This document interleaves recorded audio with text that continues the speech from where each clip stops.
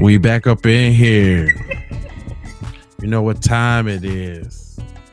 Do you know what crime it is? Hey, we finna kick it off tonight. This is a helter skelter kind of joint right here. Like, this one is wicked. It says mother of three brutally unalive before husband uncovers her partner's deadly trap. Let's go. In Minot, North Dakota, 33-year-old Christopher Jackson gets home from his night shift at Walmart to find out that his house seems to have been burgled. His fiancée and their 19-month-old son are inside, so he calls 911. 519 16th Street. I just got home. My back door is kicked in, and my girl ain't answering the phone. Okay, what's your name? My name's Christopher Jackson. My son's inside with her and everything. I'm about to go in and see what the fuck is going on. Okay, why don't you just wait for officers? I'll get over there. His fiancée, 30-year-old Angela Wilder, is inside, a nursing student and the devoted mother of three, expecting a fourth. She had spent the past 2 weeks quietly excited about a surprise that she was planning. In a few minutes, officers will walk through her front door not knowing what they're about to find. Uh-oh. But so far, there's no sign of Chris's fiancée. And there's one last room to check, the master bedroom. And inside, they discover the scene of Chris's nightmares. Angela lies dead on the floor in a pool of blood. She appears to have multiple stab wounds, and the fingernails on her left hand are broken. She tried to fight back, but she didn't succeed. Her killer was careful in covering his tracks because there's no sign of a murder weapon. Now, the detective's immediate theory is that Angela's killer was someone known to her. And with Chris's erratic behavior and his status as her fiancé, he's where the detectives start their investigation. His son in his arms, they whisk him away to the police department. If anyone knows why this bright, loving mother's life ended in murder, it might be him. But what he has to share will reveal this case to be anything but straightforward. Can I do this? I'll get him right away, and I promise to be taken care of, all right?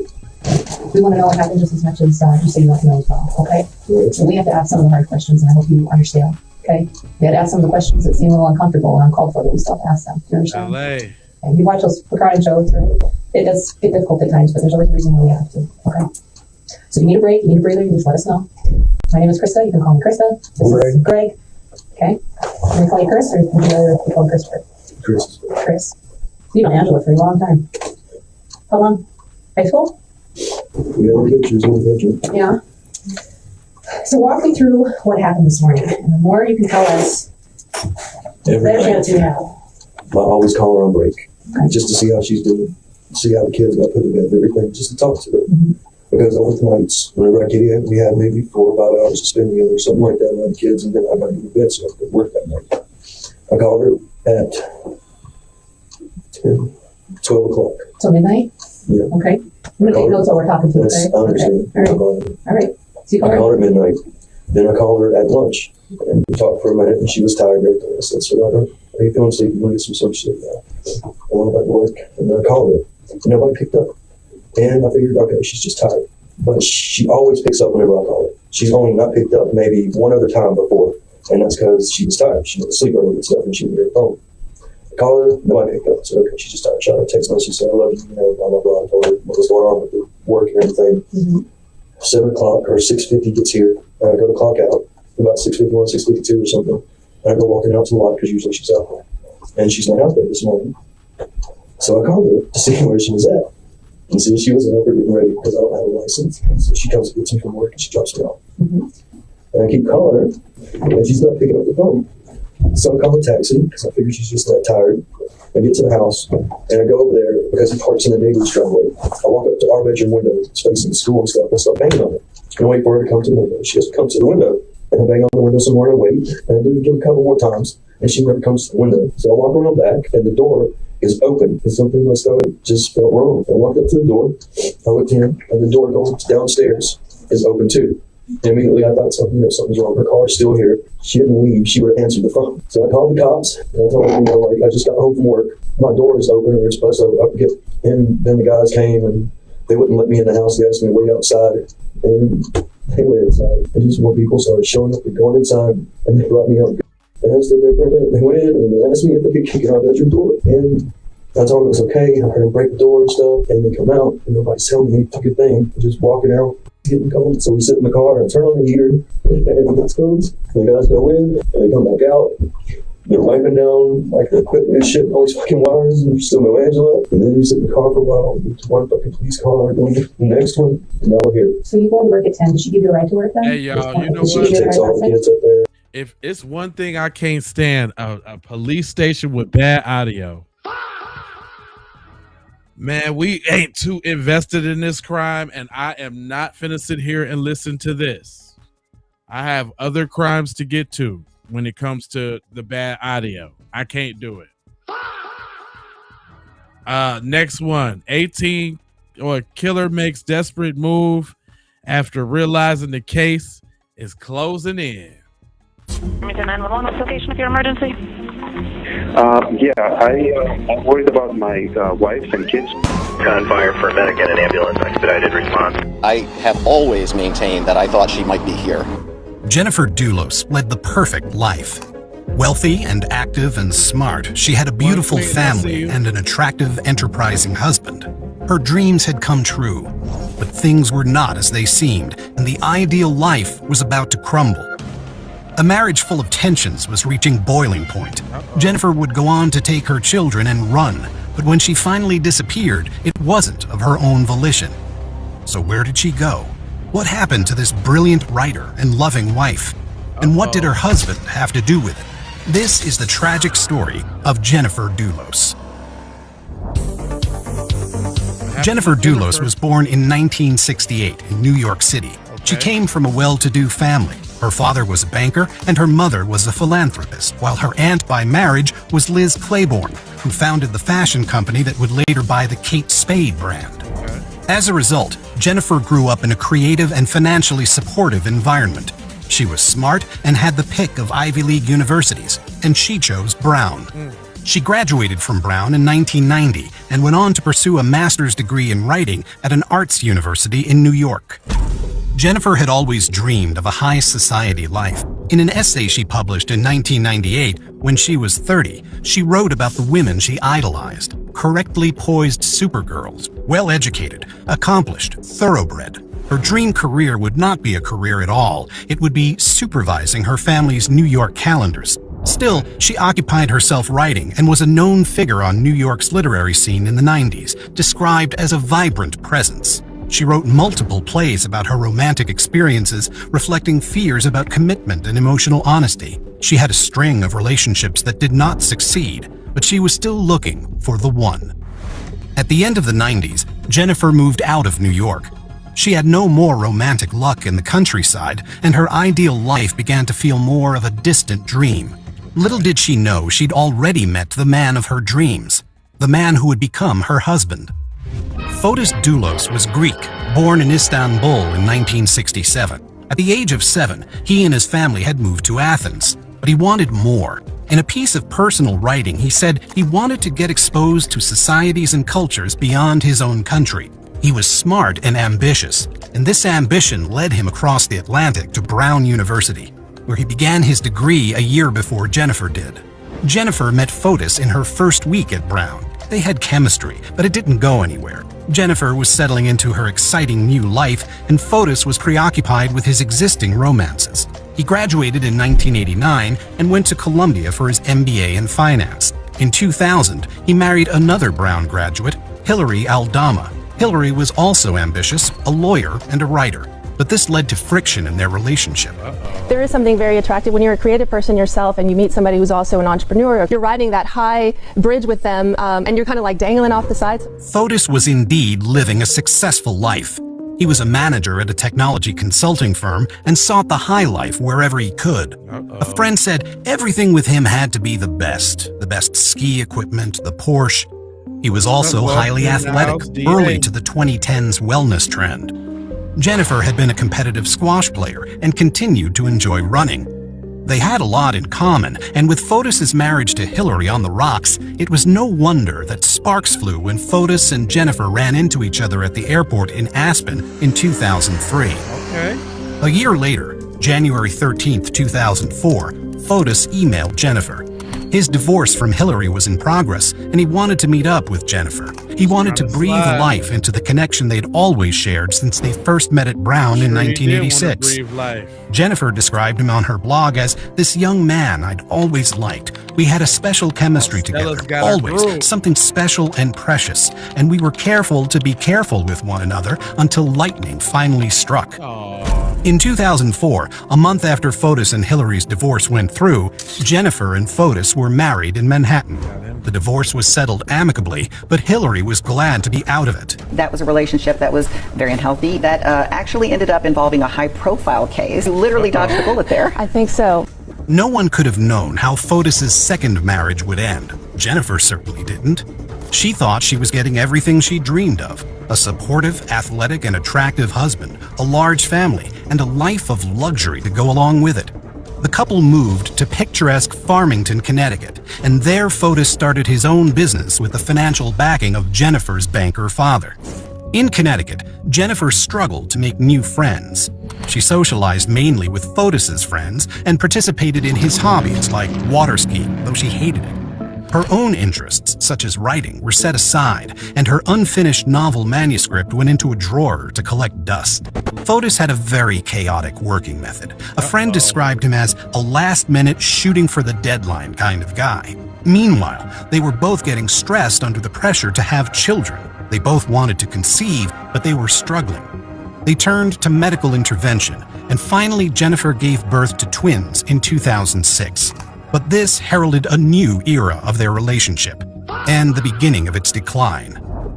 Jennifer and Fotis had 5 children together, including 2 sets of twins. The family was active and high-achieving, just the way Jennifer had dreamed of it. The kids' days were packed with hobbies, such as art, horse riding, and Fotis' beloved water skiing. But family life was also stressful. To keep cash flowing in his real estate business, Fotis constantly moved them from house to house, and the kids' busy lives meant that Jennifer had little time for herself. She and Fotis began to fight. In a blog post in 2012, Jennifer wrote, "I wish I were a stronger person, and that confrontation did not both scare and appall me." Hints like this of deep conflicts in the marriage were littered across her writing, and external pressures emerged too. Fotis' parents moved to the US, but his mother was killed shortly afterwards in a freak accident, run over by the couple's nanny. Jennifer's father developed complications from an autoimmune disease. Sometimes pressures like these can draw couples closer together, but instead they pushed Jennifer and Fotis only further apart. Fotis began spending time away from home. Sometimes he was gone for as many as 10 days each month on what he said were water skiing trips. Jennifer, meanwhile, drew into herself, spending more time reading, and became increasingly isolated as Fotis cut her off from her friends. Fotis also displayed aggressive behavior. He punched out a parking lot attendant at her parents' apartment building and forced the kids to compete at ever higher water ski levels when they didn't want to. Jennifer wrote, "They are physically and emotionally exhausted and have begged me to do something about it. We are all terrified to disobey my husband." Things came to a head in 2017. Jennifer's father died, and it was amidst her grief that Fotis told her he was having an affair. His mistress was a Venezuelan woman named Michelle Troconis. Born in 1975, Michelle was a marketing and PR manager for high-end resorts, an advanced skier with ambitions to rank in the top 50 water skiers nationwide. Just the way Fotis and Jennifer had felt an instant attraction when they reconnected in 2003, so too did Fotis and Michelle now realize their similarities, and Fotis cast Jennifer aside. Fotis told Jennifer he'd fallen out of love with her. He said he still wanted to remain close with her and the children, however, and did not want them to move. He even suggested that Michelle could move into their mansion, which was plenty large enough to host all of them together. Jennifer couldn't believe this. She opened up to the kid's nanny. She opened up more, saying that she was no longer in love with Fotis, but she had 5 kids, so they were going to try and work out what they could. After an emotional year, she was reaching breaking point, and there was one final straw. Jennifer and Fotis had an agreement not to bring guns into the home for the sake of the kids. Yet around this time, Fotis bought a 9mm Glock. Jennifer learned this not from Fotis himself, but from their children. Fotis had shown the gun to the kids before telling Jennifer he'd bought it, so breaking their agreement. The introduction of a deadly weapon into an already conflicted household worried Jennifer. She was afraid of what Fotis would do to her or with the kids if she filed for divorce while they were living under the same roof. So she made a plan to move out secretly. Under the cover of night in June 2017, she piled the kids into the car and drove them to a new home in New Canaan. Fotis was furious. He called 911. I'm worried about my wife and kids because they left to go to New York, and I haven't been able to get in touch with them. Okay. But nothing bad had happened to Jennifer. Not yet. The next day, she filed for divorce. In the filing, she wrote, "I know that filing for divorce and filing this motion will enrage him. I know he will retaliate by trying to harm me in some way." She mentioned Fotis' affair with Michelle and alleged he had threatened to kidnap their children if Jennifer did not agree to his terms. The couple were given temporary joint custody while the divorce was settled, but Jennifer made multiple requests for emergency sole custody. In March 2018, this was granted, as a judge learned that Fotis had been seeing the children in the presence of Michelle, which was not allowed, and telling them to lie about it. Fotis had lost custody of his children. He also felt undermined and emasculated. He claimed Jennifer had told the kids, "Your father likes Farmington because he is not that smart. Successful people live in New Canaan." On top of all this, he was losing money. Upon Jennifer's father's death, her mother sued Fotis for the loan he'd been given for his business, at least $1.7 million. Damn. The pressure was escalating, and the outcome of the divorce looked like it would be humiliating indeed. In May 2019, relations had soured even further. A family dog was dying of a terminal illness, and Fotis and Michelle wanted the kids to visit to say goodbye. Jennifer didn't trust Fotis even this far. She wouldn't let the children go. An employee of Fotis witnessed Michelle's resulting fury. She said that should be buried right next to the slug. It was not long after this that Jennifer Dulos went missing. On May 24th, 2019, Jennifer was seen dropping the kids off at school in New Canaan at around 8 a.m. She was then seen by a neighbor's security camera returning home at 8:05. She had 2 doctor's appointments scheduled for that day in New York City, an hour away, one at 11 a.m. and one at 1 p.m. She did not turn up for either appointment. At around 11, the children's nanny, Lauren Almeida, arrived at Jennifer's house. She let herself in. Did you notice anything unusual when you went to the garage? When I went into the garage, yes, the Range Rover was still there and the Suburban was gone when she told me she would be taking the Range Rover. Did you notice anything unusual? A couple things, yes. Tell the jury what you noticed. So first, her purse was on the floor. The tea was still full. There were only 2 rolls of paper towels left. Lauren went about her daily tasks as usual. She wouldn't recognize these signs as foreboding until later on. She picked up the kids and texted Jennifer because one of the kids couldn't find her iPad, but Jennifer didn't answer. They were supposed to be meeting Jennifer at her mom's apartment in Manhattan, but Jennifer never showed up. It's like my stomach just sank because she never not answered her phone. Lauren called around to Jennifer's friends. No one had seen her. Upon learning that her boss hadn't turned up to her appointments in New York and hadn't been seen since 8 that morning, Lauren called the police. The police found blood spatter on the floor, door, and a wall in the garage. There was also blood on the exterior of the Range Rover and in the kitchen. When they DNA tested this blood, they found it was all Jennifer's. All of it except the blood on the kitchen faucet, which was a combination of Jennifer's and Fotis's. Someone had tried to clean up the blood, which was why Lauren hadn't noticed any, and why there was so little kitchen roll left. Jennifer's Suburban was found parked behind Waveney Park in New Canaan that night. On May 26th, the police commenced a search of the 300-acre park. As the days passed without any sign, they extended their search, looking in the vicinity of Fotis's properties. When a wife goes missing, the husband is always the first port of call. And in this case, with such a contentious divorce going on, Fotis cut a highly suspicious figure. And new evidence was emerging. The area had a lot of CCTV coverage, since it was filled with high-value properties whose owners valued their security. Doorbell cameras and street CCTV captured the sequence of events on that fateful May 24th as clearly as any eyewitness. At approximately 7:30 p.m. on that day, a pickup truck registered to Fotis's company was seen driving down Albany Avenue with several trash bags in the back. It dipped out of camera view, and then when seen again, there were considerably less bags in the back, and a man could be seen getting out to put another bag in a trash can. This routine continued several times.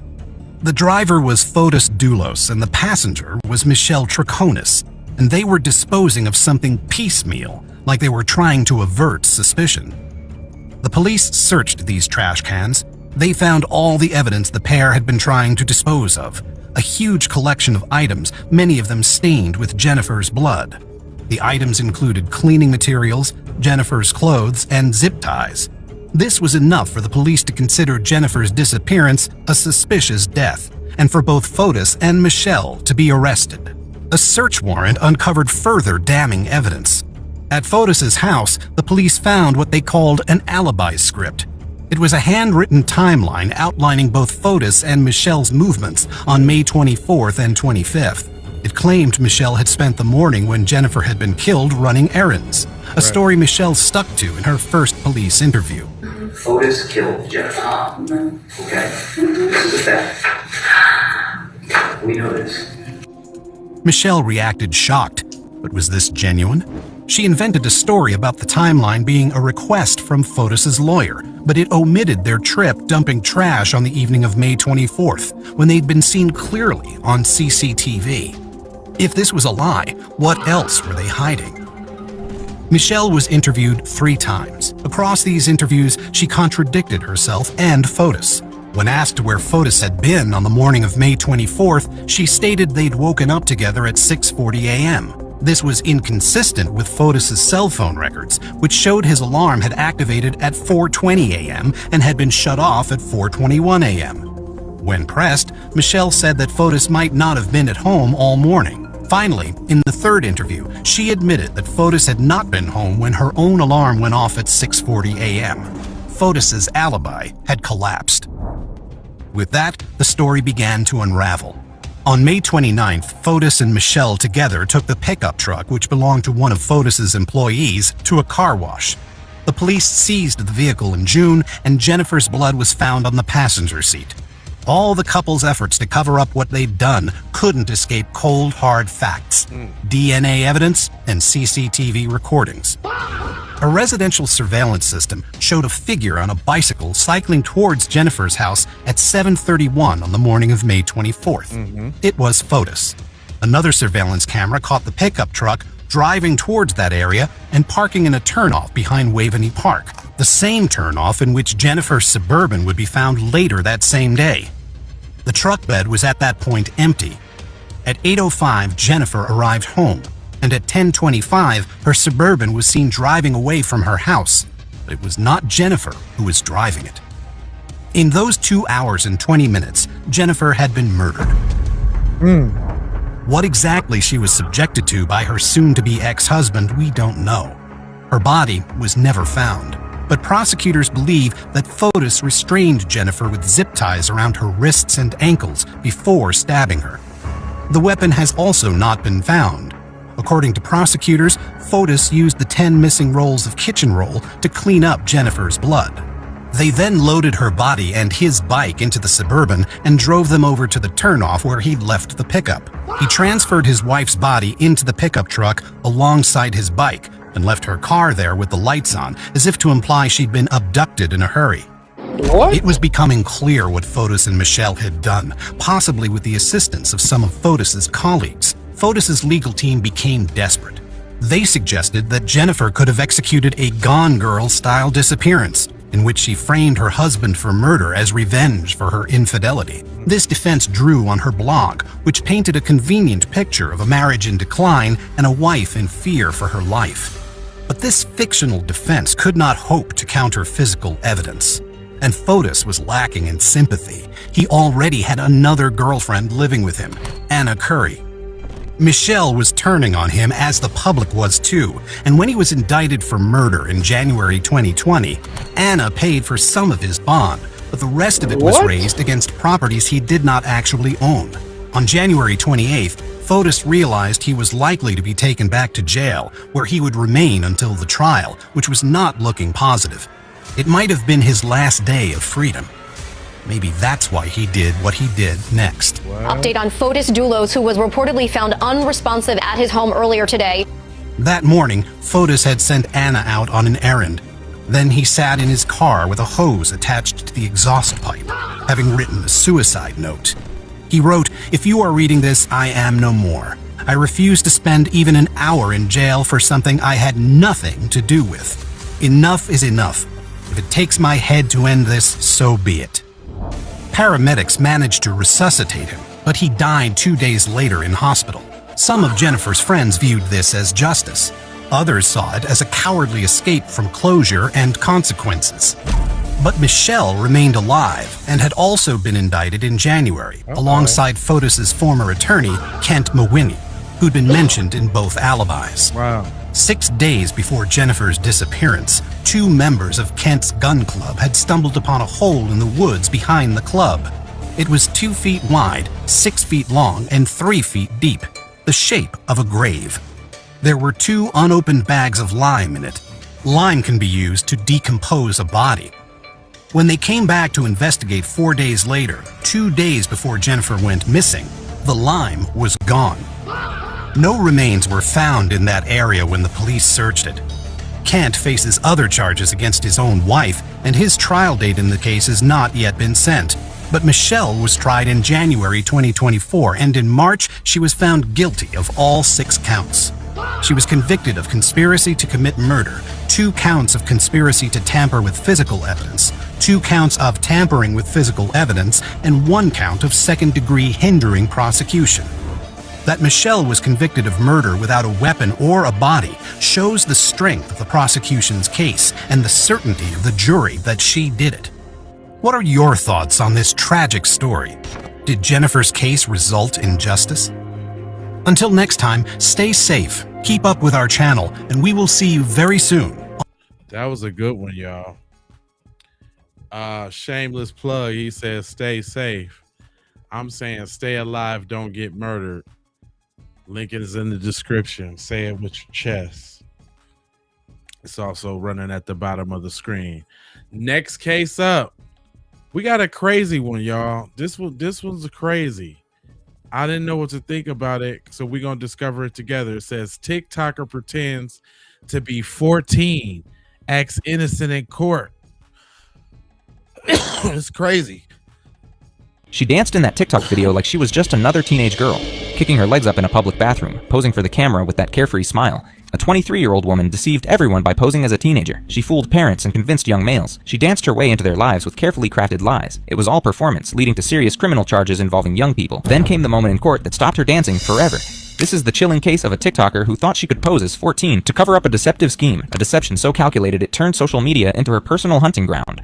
And wait until you hear what the judge said when she finally saw through the act. This is Alyssa Zinger, and this is how her twisted TikTok performance led to one of Florida's most disturbing online predator cases. If you're new to this case, brace yourselves, because what you're about to witness will show you how a simple dance app became a tool for criminal deception. But before we dive into the calculated planning of Alyssa Zinger and the charges that shocked Tampa, make sure to subscribe to Women of Crime. We uncover the most disturbing female criminal cases that mainstream media won't touch, and this is just the beginning. To understand what happened in that Hillsborough County courtroom, you need to know how this 23-year-old baker turned her TikTok account into a deceptive tool to connect with young people. Alyssa Zinger lived a double life that would make any parent's worst nightmare come true. By day, she worked at a grocery store bakery in Tampa, Florida. Ordinary, unremarkable, the kind of young woman you'd see frosting cakes and taking orders without a second thought. But by night, she transformed into something far more sinister.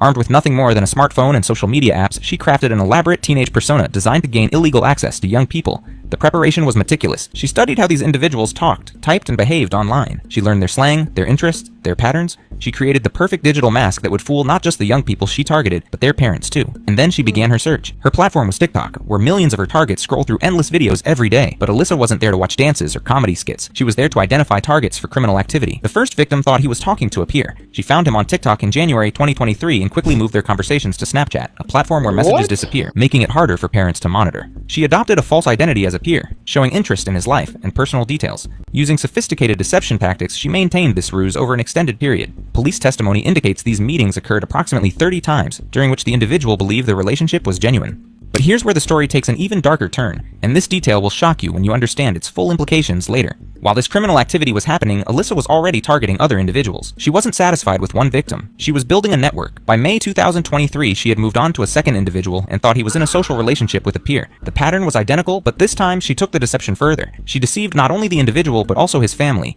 She appeared in social situations with this person, being welcomed by the family as their son's friend, completely unaware of her true identity. This association lasted from May through October 2023, cloaked behind a facade of friendship and social connection. But remember that timeline, October 2023. That's when everything started to unravel, and the reason why will make your blood run cold. During all of this, investigators would later discover Alyssa was documenting these encounters illegally. She was creating prohibited material. She was building a digital collection of unlawful content. But the most troubling part was her intent with this material. When this second victim decided to end their relationship in October, Alyssa's carefully constructed world began to crumble, and her reaction revealed the true monster hiding behind the teenage mask. The power dynamic she had so carefully crafted was slipping away. So she decided to destroy him. Remember that detail about her recording encounters? Here's where it becomes crucial. After their breakup, Alyssa went to the boy's house under the pretense of needing to charge her phone. While he was in another room, she went through his personal device and found something that would become her weapon of revenge. Evidence was discovered that led to additional charges. According to testimony, material was distributed without permission to multiple parties through Snapchat. This became a public humiliation campaign that would ultimately lead to her downfall. But here's what she didn't expect. When the female victim in that video discovered that her most private moment was being circulated among her classmates, she didn't suffer in silence. She went to the police. October 2023, a teenage girl walks into a Tampa police station and reports that someone named Alyssa Zinger is distributing material featuring her. That single act of courage would expose everything. Detective Amanda Baranowski took the case and began what would become one of Tampa's most disturbing investigations into online predation. She couldn't find any record of a 14-year-old girl by that name in the school system.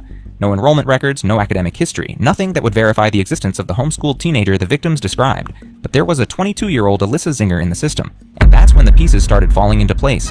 The investigation revealed something that would make any parent's blood run cold.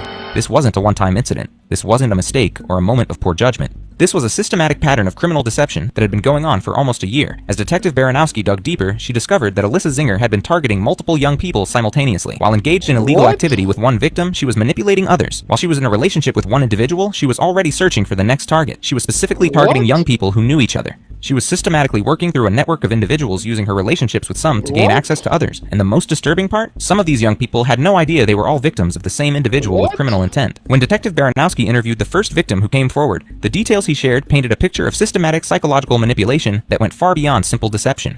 The boy described how Alyssa would become aggressive when upset, how she would threaten him, how she would try to control his relationships with others. He told police that she had threatened to have him jumped by high schoolers when he tried to break up with her. But keep this detail in mind. Even in her threats, she maintained the fiction that she was a teenager with teenage connections. The psychological profile that emerged was chilling. Here was an adult woman who had so completely immersed herself in the world of middle school students that she could navigate their social dynamics, understand their fears, and manipulate their emotions with surgical precision. She knew exactly what to say to convince parents that she was just another teenager. She understood social relationship patterns and used this knowledge for deception. According to court testimony, her actions involved calculated criminal conduct, but the investigation also uncovered something else that would shock investigators, evidence of an earlier encounter that revealed just how long Alyssa had been perfecting her deception. In July 2023, months before the case broke open, Alyssa Zinger and one of her victims had been detained for shoplifting at a Nordstrom store. The body camera footage from that incident provides a chilling glimpse into how skilled she had become at maintaining her teenage persona even under pressure. The footage shows a young woman sitting in a holding area with what appears to be a teenage boy. But listen carefully to the conversation, and you'll hear something that should have been a massive red flag. So this girlfriend not your daughter? Okay. Have you contacted your parents? Yeah, but I can't get a hold of her. Okay. Well, I gotta try to contact them. Because how old are you? 14. The officer then asks about contacting her parents, and she plays the role perfectly. She's nervous but not panicked. She's convincing enough that the officer believes her story completely. But then comes the moment that reveals just how prepared she was for these situations. When the officer runs her name and finds a 22-year-old Alyssa Zinger in the system, he asks about the discrepancy. Without missing a beat, she provides an explanation that's both believable and impossible to immediately verify. You have a sister named Alyssa? Yeah, a half sister. A half sister? Yeah. Okay, but you don't have the same middle name, I'm assuming? I don't have anyone else. My parents are on one head. I'm going to document that you're going home with them. Watch how she handles this moment. She doesn't panic. She doesn't stumble over her words. She provides just enough detail to be convincing, but not so much that it becomes suspicious. This is someone who had practiced this scenario, who had thought through exactly what she would say if questioned about her identity. The officer buys it completely. He documents that she's going home with the boy and his father, and they're released. But listen to what happens next in that footage, because it reveals something crucial about the family dynamics that enabled these crimes. Alright, so Alyssa, you're gonna go home with... Do you have any questions? No? We're not gonna do this again? Sure? Dad told me you make money. And you could spend $100. Alright? Alright, man, this is one shot. You get one shot to do this program. After this, there's no more. So, let's just make smart choices, okay? Alright, take care. The most chilling part of this footage is how comfortable Alyssa appears in this environment. She's not nervous about being caught in a lie. She's not worried about maintaining her cover story. She's completely at ease pretending to be a teenager in front of adults and police officers. This wasn't her first time doing this. Remember this detail about her comfort level. It becomes crucial when you see how she behaves during later police encounters. When Tampa police executed their first search warrant at the Zinger family home in November 2023, the body camera footage captured a family in crisis, but not in the way you might expect. The footage begins with officers explaining to Alyssa's parents that they need to search the house and seize her phone, but from the very first moments, it's clear that this family has a very different understanding of what's happening than the police do. The detective said nobody can go in the house. Okay. So that's weird because I talked to my lawyer and he says you guys aren't under arrest. You guys aren't. There's a search warrant for that. She told me she got a search warrant and nobody's allowed in the house. For the phone or for my home? Nobody's allowed in the house. Nobody's in the house. Watch this interaction carefully because it reveals something important about how this family was handling the investigation. They're not acting like parents who have just discovered their daughter is accused of terrible crimes. They're acting like people who are managing a legal problem. We're not in the chase. We're not running, so. But that's where we're at. I know it sucks. This situation sucks. Me not going in my home right now, that's the least of my worries. I got a beautiful young daughter that's in this is going to be happening. She's got a lot of problems and mental issues and stuff, and it just sucks that, I don't know if you have kids, but... Yeah, we have 2 kids. I have 2 kids, yeah. Notice what he's doing here. He's immediately setting up the narrative that will later become her defense strategy. She has problems and developmental issues. This shouldn't be happening. He presents her as a victim rather than acknowledging the criminal charges against her. I'm sorry to hear that, by the way. Well, I mean, she got messed up with the wrong... even though he's a lot younger, he is... Put it this way. My daughter, my wife works for the federal government. 38 years, never been in trouble in her life, not a single thing. My daughter, the same thing. Me, stupid little shit when I was a kid. But we're good, honest people, hardworking people, and she just she's never been in trouble in her life, even though he's young. That's why we're in this situation. She never been in trouble in her life until she was 38. And this like insane. The father's characterization of normal teenage behavior was contradicted by investigators. He's painting his adult daughter as an innocent victim in this situation. The complete inversion of reality here is breathtaking. But what's even more disturbing is how rehearsed this sounds. This isn't a parent struggling to make sense of shocking revelations. This is someone delivering talking points. When the detective arrives and they enter the house to search for the phone, the interaction becomes even more revealing. The phone they're looking for appears to be dead, and there's some confusion about whether it can be charged and accessed. But listen to how the father handles this situation. When they came in to look for that phone, there was an iPad and a phone on the table. I looked at it, and she goes, "Is that the phone?" I said, "I do believe so." I say, "This is her phone here." Ha ha ha. No. I handed her the phone and said, "I do believe it." And I even said, if you watch the podcast, I said, "What model is this?" I'm not sure.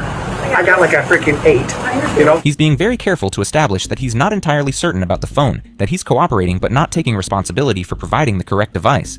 This isn't the behavior of someone who's simply trying to help the investigation. Right. But then he says something that reveals the true mindset behind this cooperation. Trying to be manipulative, and in fact, tell me this: if someone's trying to hide something, the phone was dead. I said, "You want to take your phone and leave?" Which I could have said if I was not trying to work with you people. But what did I say? I bet you watched the cam. I said, "Ma'am, there's a charger right there. Go ahead and charge the phone." Notice how he's trying to paint himself as helpful, while simultaneously establishing that he could have been obstructive if he wanted to. The investigation would later reveal that this phone wasn't actually Alyssa's device at all. It was her mother's old phone, one that hadn't been used for calls since 2021 and had never had social media apps installed on it. When confronted about this discrepancy during later searches, the family would claim that Alyssa's real phone had been lost, but the body camera footage from this first search suggests that the phone switch wasn't a mistake. It was deliberate. Keep this detail about the phone deception in mind, because it becomes crucial when you understand how far this family was willing to go to protect Alyssa from the consequences of her crimes. During the same search, there's another moment that reveals the psychological dynamics at play in this family. The father becomes emotional and says something that shows how completely they've reframed this situation in their minds. You can say one good thing that's come out of this: we got our family back. You know, we finally got our daughter back. Where she plays with us and watches TV. She hangs out with us now. but she won't have a phone ever again. Think about what he's saying here. The father described the arrest as bringing positive changes to their family. This response pattern may reflect complex family dynamics when dealing with legal challenges. They're not seeing Alyssa as someone who committed serious criminal acts. The defendant faces serious charges. They're seeing her as someone who got in trouble and needs protection. But the most disturbing part of this footage isn't what the parents say, it's what Alyssa doesn't say. Throughout this entire interaction, she's largely silent. She lets her parents do the talking, make the excuses, provide the explanations. She's comfortable allowing others to manage the consequences of her actions. When police returned to the Zinger home in January 2024 to execute a second search warrant, this time to photograph Alyssa's bedroom, the family dynamics became even clearer. The body camera footage from this search shows a family that has had months to process what's happening, but their response reveals that nothing has fundamentally changed in how they view the situation. The officer explains to the family what they're going to do. Our crime scene picture, whenever she gets here, we're going to go through the house. And we'll take pictures and document and stuff like that. And she'll also get a copy of, or she'll get a copy of the search warrant to take pictures and document that too, which I'll go ahead and just kind of review this with you now, okay? Are they going to like post these pictures too? They don't post your pictures. This is for their investigation. Okay, well, There's nothing to be anybody's business. That's nobody's business. Even facing serious criminal charges, even months into an investigation, her primary concern is still about her privacy and reputation. There's no indication of concern for her victims, no sign that she understands the gravity of what she's done. They just got to do their job. They got to take pictures of what they need to do. And I think you guys should leave. I can't. Well, I mean, they've surrounded the whole car. Like, I really can. I don't think they meant it like that. Well, there's 5 cars, so how do I back out? Later in the same footage, she makes a comment that reveals her complete lack of understanding about the seriousness of her situation. I feel like I'm a murderer. They got to protect. They don't know who here. They got to protect themselves. This is a crazy world. People are mental. They got issues. There's men probably out there that would do something stupid. You know what I mean? They got to protect themselves. You know what I mean? But Alyssa's complaint reveals how she sees herself in this situation. In her mind, she's not a serious criminal who poses a threat. She's someone who's been caught in an embarrassing situation and is being treated unfairly. This mindset would persist throughout the legal proceedings and would ultimately contribute to her downfall in court. At one point, while police are working in another part of the house, you can hear Alyssa and her mother discussing the situation. Did they hear a collapse? They all... What, in her bedroom they do that? They all broken, and that's heavy. I think their main focus is her room. Did it collapse? Yeah, they heard it in my room, not that. That's what they're worried about. Hey, they're doing their job. A lot of crazy people out there. So, and a lot of people don't like police, you know? But that's not us. You know, like I said, we back you guys 100%. That's for sure. We have friends. And yeah, you're friends with a lot of police. I have a lot of friends that are police, and we are firefighters. And he's trying to establish that they're good people who support law enforcement, as if this somehow changes the nature of what Alyssa has done. This kind of appeal to respectability is common among families dealing with serious criminal charges, but it reveals a fundamental misunderstanding of how the justice system works. Your relationships with police officers don't change the evidence against you, but this family seems to believe that their social standing should somehow protect them from consequences. This mindset would prove to be a significant liability when they appeared in court, because it suggested they didn't fully grasp the seriousness of the charges or the strength of the evidence against Alyssa. The final piece of body camera footage that provides crucial insight into this case comes from a conversation that was captured when the family didn't realize they were still being recorded. When Alyssa finally appeared in court for her bond hearing in April 2024, the contrast between her behavior in the body camera footage and her courtroom demeanor was striking. Judge Laura Ward presided over the hearing, and her observations about Alyssa's behavior would become some of the most quoted moments in the entire case. Every time something happens that the state puts on that maybe you disagree with, you shake your head no. You don't seem to understand that the problem is not who recorded the video. The problem is you are in multiple videos with young boys. You are an adult. You are the problem here. Your actions on these boys are illegal, and it's not okay. Whether they took the video or you took the video, you are the only adult. After countless hours of manipulation and deception, a judge stated the simple, devastating truth. Alyssa Zinger was an adult who knowingly deceived young people. Everything else was just noise, but the hearing also revealed something else that would shock the community. Prosecutors argued that Alyssa's parents had helped her cover up her crimes. During the hearing, prosecutors presented evidence that the phone provided during the first search warrant hadn't just been the wrong device by accident. They argued that it had been deliberately provided to obstruct the investigation. Judge Ward addressed this directly. What I can't understand is when they are trying to help you to the extent that it interferes with a criminal investigation and to the extent that it helps you evade accountability and responsibility. Body camera video was shown in court depicting the moment when Alyssa's father handed over what he claimed was her phone. Golden ground, the footage straight clearly up. showed him presenting the device as belonging to his daughter, not mentioning that it might be the wrong phone. When the real phone was never produced and the family claimed it was lost, prosecutors argued this was evidence of deliberate obstruction. The implications were clear. This wasn't just about one woman's crimes. This was about a family system that had enabled and protected a predator even after her crimes were exposed. The defense team's strategy during the bond hearing revealed their plan for the upcoming trial, and it followed a predictable pattern. Blame everyone except Alyssa. Her attorney argued that Alyssa had developmental delays and emotional issues stemming from childhood bullying. They pointed to an individualized education plan from her high school years as evidence of these delays. I think it's clear from just the content of the text messages, this is not a 22-year-old adult having communication with somebody who she saw as her equal. But prosecutors had a devastating response to this claim. They pointed out that there was no evidence of any developmental delays in Alyssa's school records beyond the IEP, which can be created for a variety of learning differences that don't affect someone's ability to understand right from wrong. More importantly, they argued, Alyssa's behavior showed clear evidence of sophisticated planning and deception that contradicted any claim of diminished capacity. She had maintained elaborate lies across multiple relationships for months. She had navigated complex social media platforms and understood exactly how to manipulate others' emotions. Most tellingly, when caught shoplifting months earlier, she had immediately created a believable lie about having a half-sister with the same name, a lie that was sophisticated enough to fool police officers. The prosecutor was direct in rejecting the defense's argument. This is not a 22-year-old child. They would argue there are no conditions of release reasonably sufficient to protect the community from the risk of physical harms to persons, and specifically to male individuals under the age of 18. Judge Ward agreed, but her reasoning went beyond just the risk of reoffending. Her comments suggested that she was troubled by Alyssa's apparent lack of understanding about what she had done wrong. You showed no regard for the safety of these young boys. The bond hearing also included testimony from Detective Amanda Baranowski, who provided additional details about the scope of Alyssa's crimes that hadn't been previously revealed. Detective Baranowski testified that the investigation had uncovered evidence of illegal encounters with victims on multiple occasions, sometimes within days of first meeting them. This testimony was crucial because it showed that the defendant was moving quickly to criminal activity, contradicting the defense's claims about her mental capacity. Detective Baranowski also testified about the evidence they had recovered, including text messages and videos that showed Alyssa claiming to be a teenager while clearly demonstrating adult knowledge and sophistication. He indicated that a video of himself was being circulated through Snapchat. Did he know who was doing it? Yes.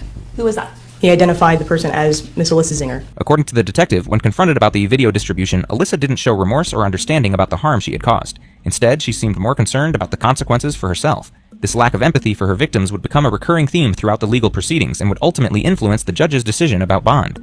The hearing also revealed new details about the scope of the investigation and the possibility of additional victims. Detective Baranowski testified that investigators were still working to identify all of Alyssa's potential victims, and that they believed there could be more victims who hadn't yet come forward. This case represents only one of the multiple juvenile male victims that Ms. Zinger was not only contacting and having messages with through social media, but also meeting and having actual contact with. The possibility of additional victims was particularly troubling given the pattern that had already emerged. The bond hearing concluded with Judge Ward making it clear that she viewed Alyssa as an ongoing threat to the community. You've been preying upon them. You have been taking advantage of them. You have been abusing them. With those words, the judge effectively ended any pretense that this case was about anything other than an adult who had systematically exploited young people through criminal deception. Judge Ward also addressed the family's role in the case, though she stopped short of announcing any charges against Alyssa's parents. When asked directly whether criminal charges against the parents were possible, prosecutors declined to answer, saying only that the investigation was ongoing. The bond hearing ended with Alyssa being ordered to remain in jail without the possibility of bond until her trial. She was also ordered to have no contact with any of the alleged victims and no access to electronics. The aftermath of the bond hearing revealed just how much impact Alyssa's actions had on the victims and their families. According to court documents and police interviews, the psychological impact on the individuals subjected to her criminal activity went far beyond the immediate trauma. These individuals had to grapple with the realization that someone they trusted, someone they believed was a peer, had been systematically deceiving and manipulating them. One victim told police that the relationship with Alyssa had been stressful and was ruining his grades, making his life hard. He described feeling like he couldn't escape it because she was always trying to talk to someone. But the psychological manipulation went deeper than just the criminal activity itself. This individual also told police that Alyssa had dated 4 others at his school to try and make him upset, and that she always tries to be involved in everyone's affairs, especially his. He had no idea that all of these relationships were actually an adult criminal systematically targeting his classmates and friends through illegal activity. The isolation and confusion these victims experienced is difficult to comprehend. They couldn't talk to their friends about what was happening because some of those friends were also victims. They couldn't seek help from adults because they believed they were in normal relationships. And when the truth finally came out, they had to deal with the additional trauma of realizing that their understanding of relationships, trust, and intimacy had been built on elaborate lies. According to victim testimony, she had learned to mimic not just teenage speech patterns and interests, but teenage emotional responses as well. One victim described her behavior in terms that sound like a teenager having emotional outbursts. She also has a crazy ego when she is mad. She talks like she is invincible, and no one can stop her. The defendant thinks she has all of the power in the world. This description suggests that Alyssa's teenage emotional responses were actually carefully crafted performances designed to maintain her cover while asserting control over her victims. The victim also described a pattern of emotional manipulation that showed Alyssa's understanding of how to control relationships. There will be instant texting, crying, screaming that she hates him, etc. After, she will be apologizing to him. She is all over the place and never in control. This cycle of emotional extremes, anger, rejection, reconciliation, is a classic pattern of psychological abuse. When used by an adult and disguised as teenage drama, it becomes a particularly calculated form of manipulation. The victim's description of feeling trapped in this relationship shows how effective these tactics were. When Alyssa took the stand in her own defense, the strategy backfired spectacularly. She was articulate, responsive, and demonstrated clear understanding, completely contradicting every claim about her mental capacity. She danced in that TikTok. Damn. She's a scumbag, man. She's real messed up, man. I got another one real quick, though. Deadly stalker plot. A Colorado man was sentenced to life in prison after he spent months pretending his wife's stalker before offing her. This is a good one. Wife, Christelle Krug, beaten and stabbed to death. Next, we catch up with that concerned husband as he arrives at the scene.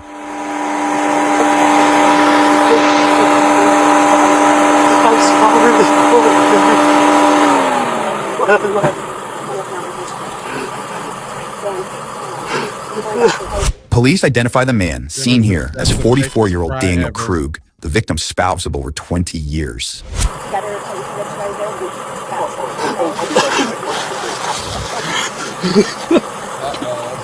You, buddy, right? Gotta cry.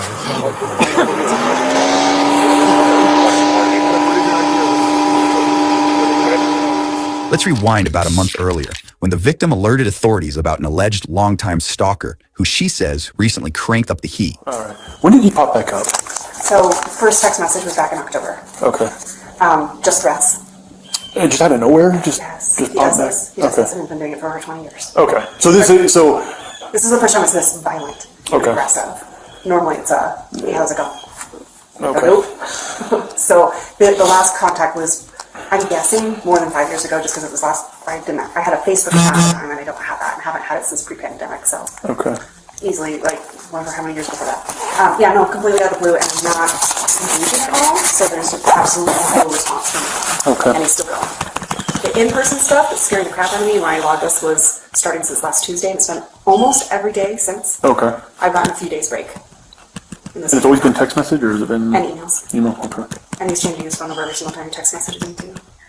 Christelle explains that an ex-boyfriend from over 2 decades ago, who she says has periodically contacted her over the years, suddenly popped up again. But this time, things were different. The soon-to-be victim describes explicit text messages and emails that grew to be threatening in nature, alongside inappropriate pictures too graphic to show. Next, investigators invite the couple to the police station to get more details on the alleged stalking, after they said a cryptic photo of Daniel heading into work was sent to Christelle's email. So anyway, that made me go, is this his number? Where is he right now? What kind of car is he? Like this was alarming. He's never said this kind of stuff to me before, so whatever. And the fact that it went so emotional is like something's really wrong here.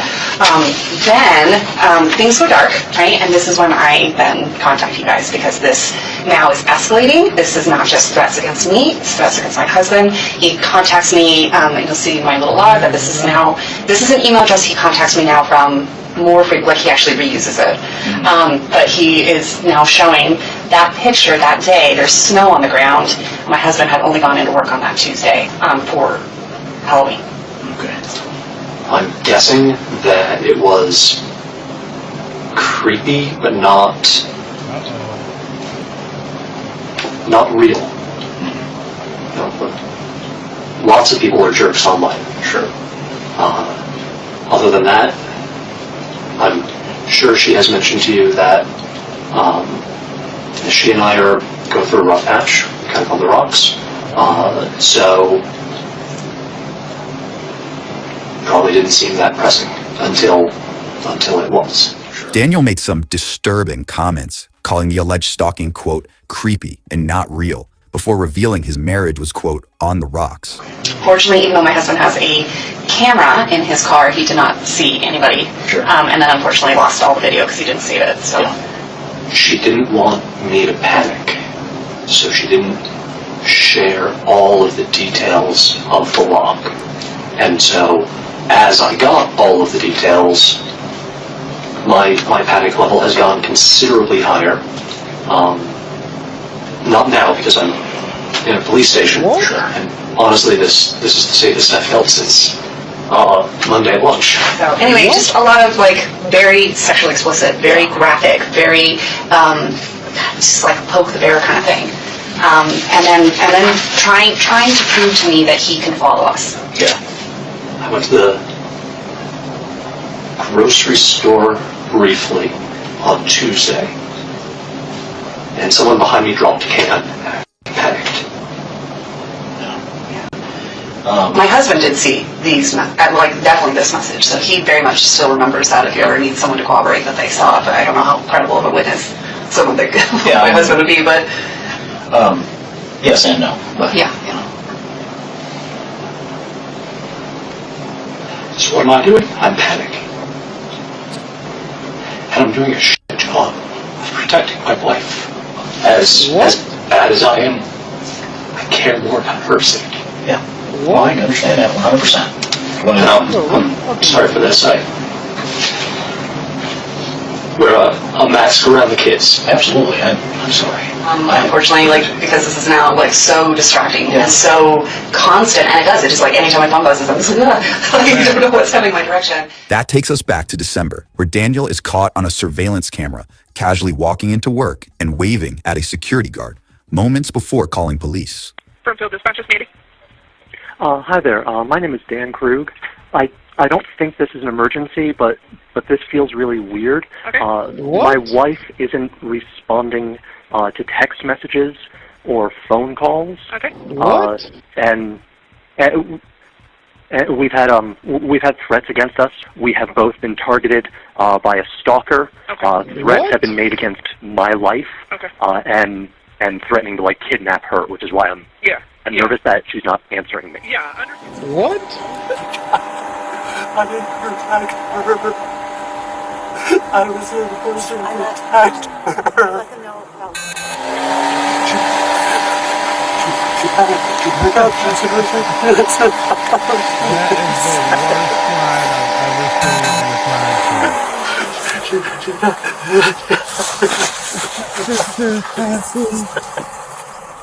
Daniel is escorted to the police station, where detectives have plenty of questions for him. Down.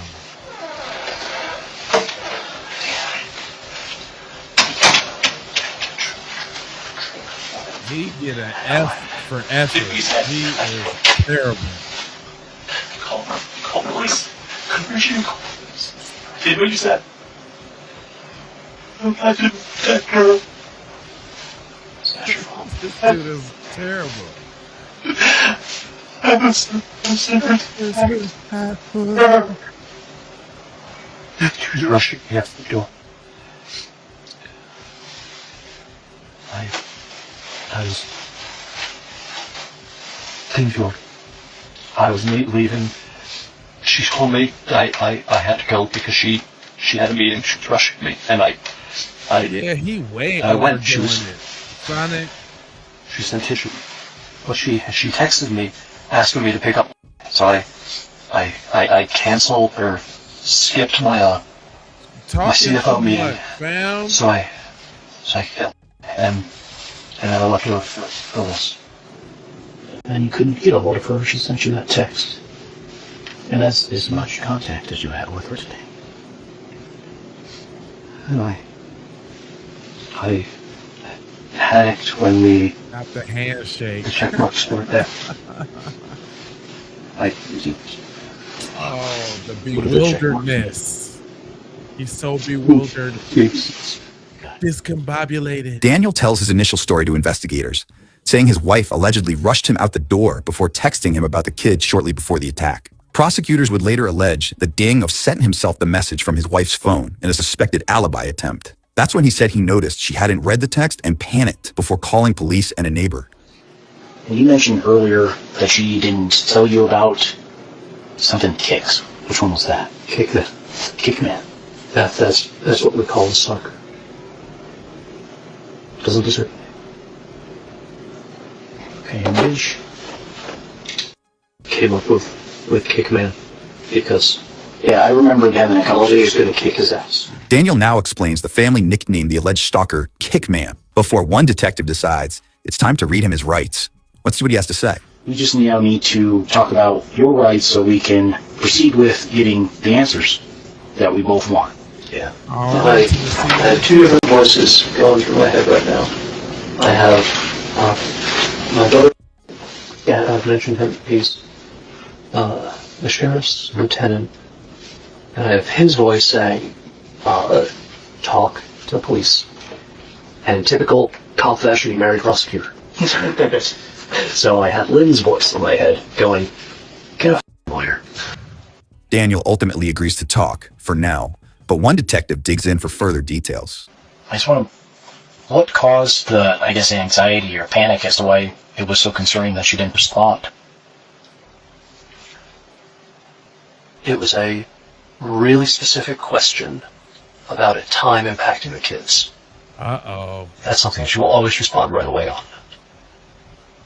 And then, other than that... Talking too much. That was enough for me. That felt weird.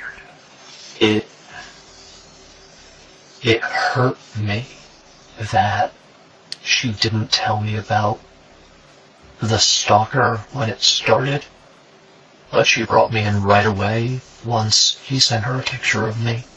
And at that point, she brought me fully up to speed, and I saw the horrible messages. I saw the Grace type vibe, ad, for real. all that crap. And that's when she and I started working on game plans. Again, you know, what do we do to protect family, to protect the kids? You know, define your threat level. She had a gun. She was armed. What? I don't want lethal items.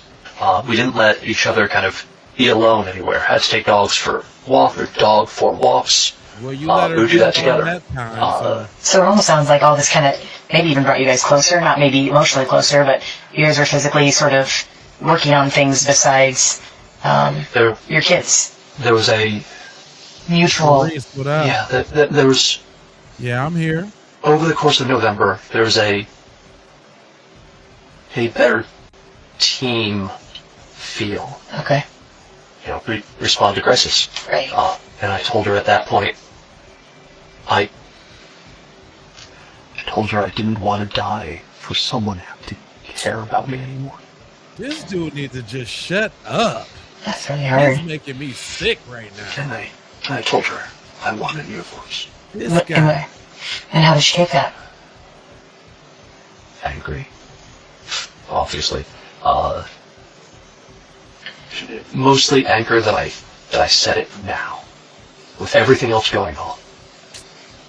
So she said she didn't want to talk about it until all of this was done. And then he got quiet, and we just kind of sat in that. I want a divorce. Okay. What? I've loved you for 12 years. Bro, what are you talking about, man?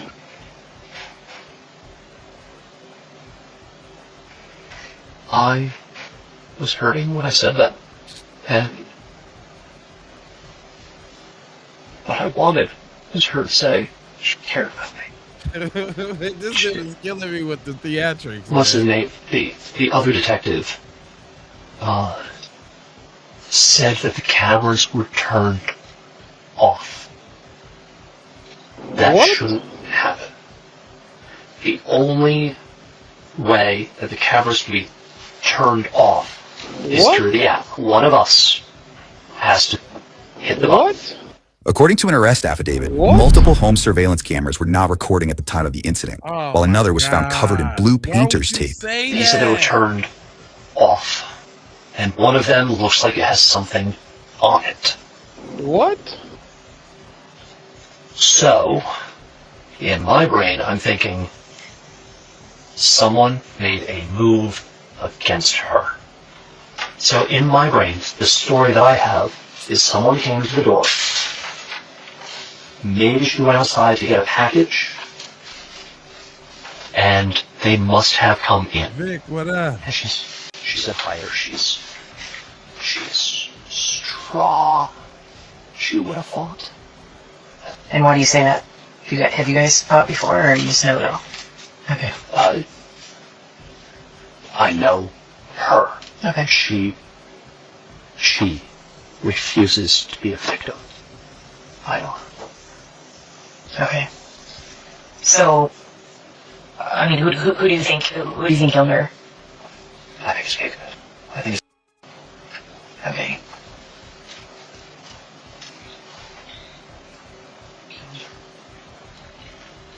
I'm sorry, that's the first time I really said that sentence. I'm sorry to... Well, that's what happened, and that's why we're taking this so seriously. Now, Daniel again points the finger at the alleged stalker when investigators reveal some conflicting information. What if I told you that we had already spoken with him? There's no way that he was in town today.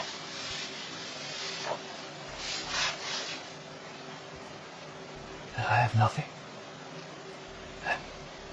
And I'm terrified to bring my children home.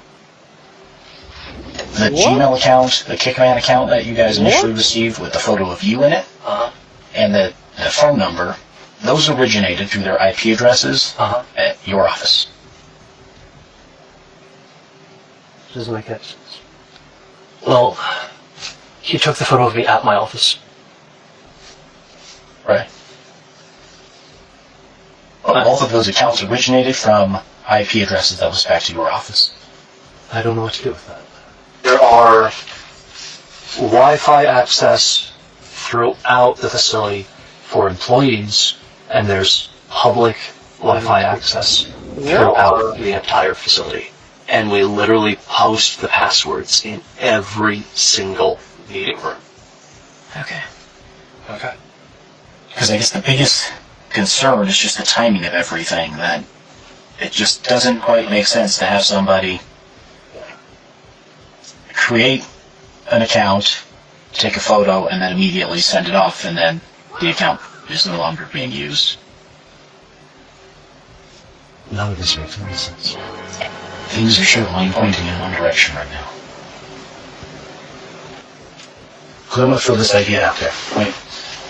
You know idea out there. he has reached out to her in the past, a number of times. She's been very open about that, yes. Right. The last time was 2016-ish. He had asked her at one point if she wanted to have sex. I think he's approached her multiple times. Right. So this next time, if there's any bit of question about infidelity, whether it's with or anybody else, we might create an account to see if we can create a facade, or see if Christine's actually interested in it. So we ask her and push the bounds a little bit and see if that will confirm our suspicions of infidelity.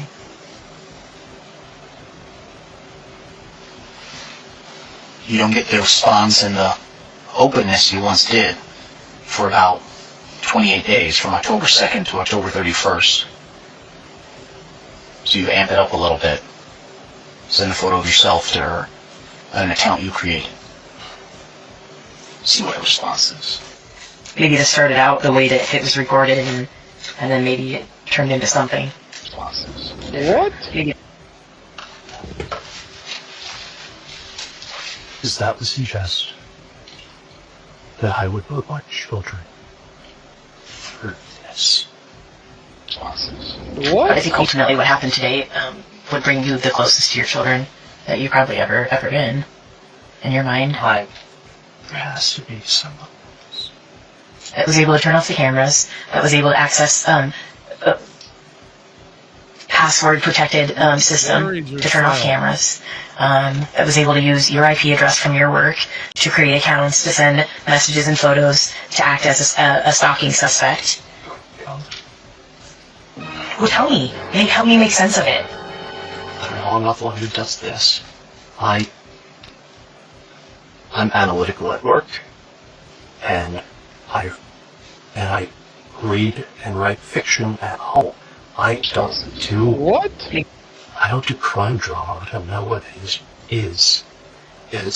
If you're adamant that it's not Kickman, then there has to be something else.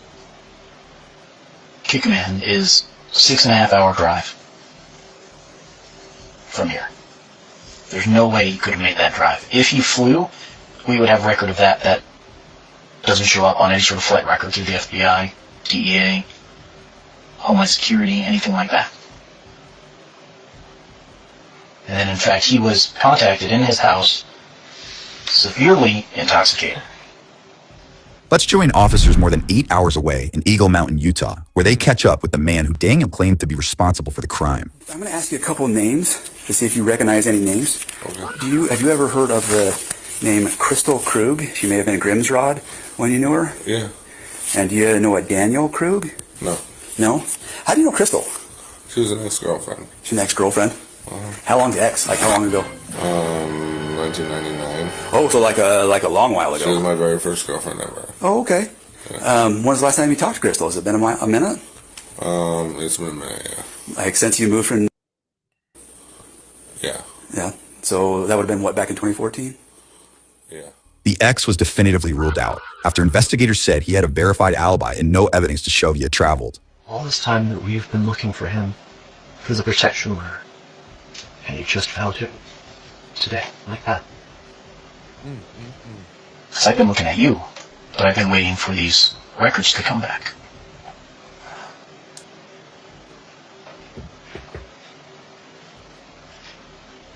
We've been chasing the wrong dog. Am I under arrest? Is it? Yeah, you're going down. It sounds buddy. like you're accusing me.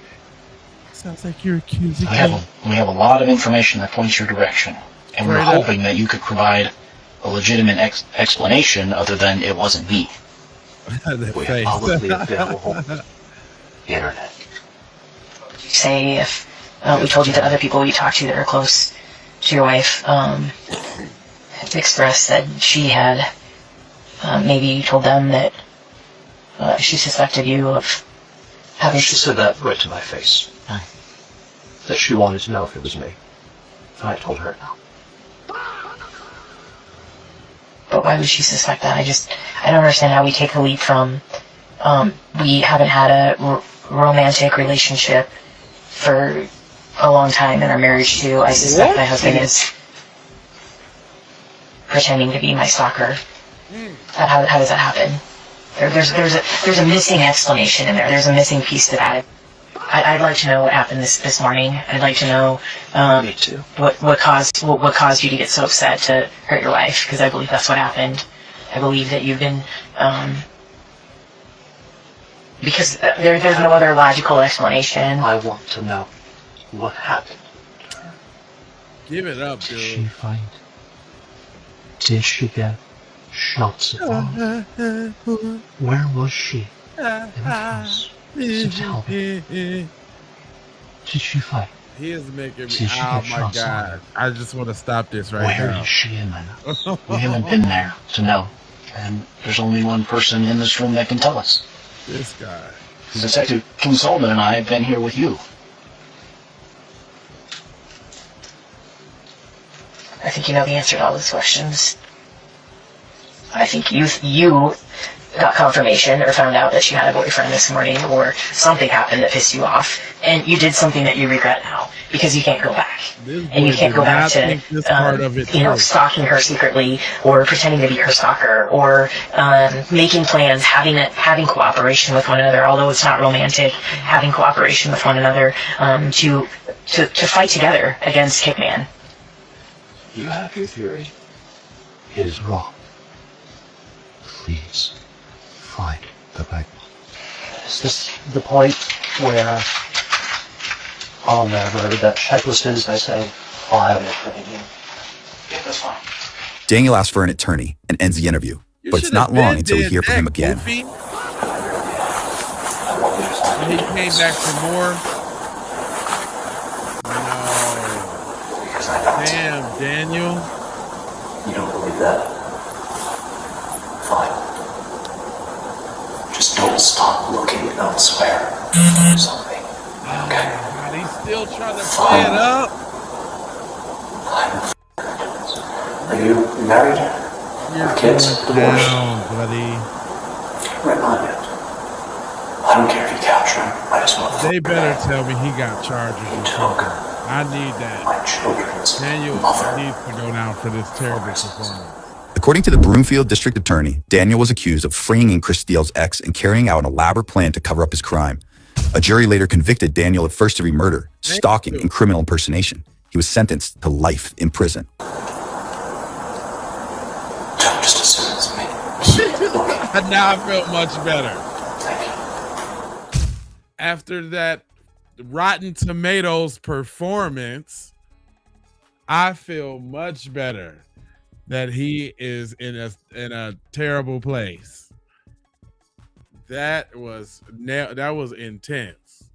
Because if they would have told me anything, if he would have if that was his walk away scene, I would have been highly pissed off, y'all. I would have been livid at Daniel. Anyway, we gonna check out this 47-year-old grandpa has no idea that he's about to be arrested for murder. Good old murder. I want to believe you, and you know what else is down Howell Road? This is 47-year-old John Leonard Bowen Jr. At first, he seemed to have nothing to do with the death of his girlfriend's 18-year-old niece. No!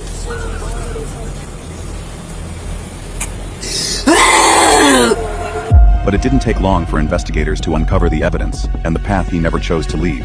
He's not live here because he's not allowed to live here. Yeah.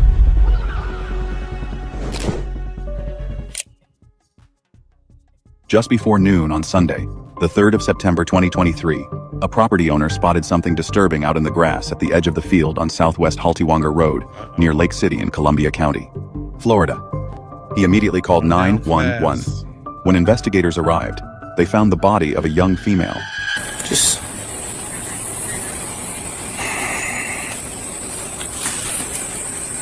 That's 1281, 1078. That's going to be a 10-4. Back this out.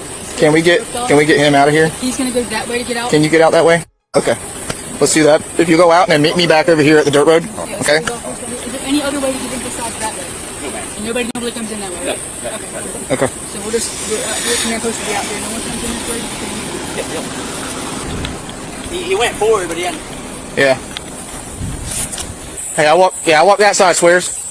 I walk that side. And you got all this back down right here. Hear me?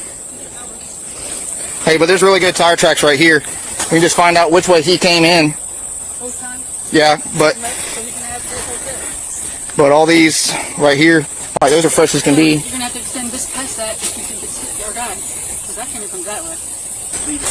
Leave it? Yep. Make a should be able to identify this one. Clear.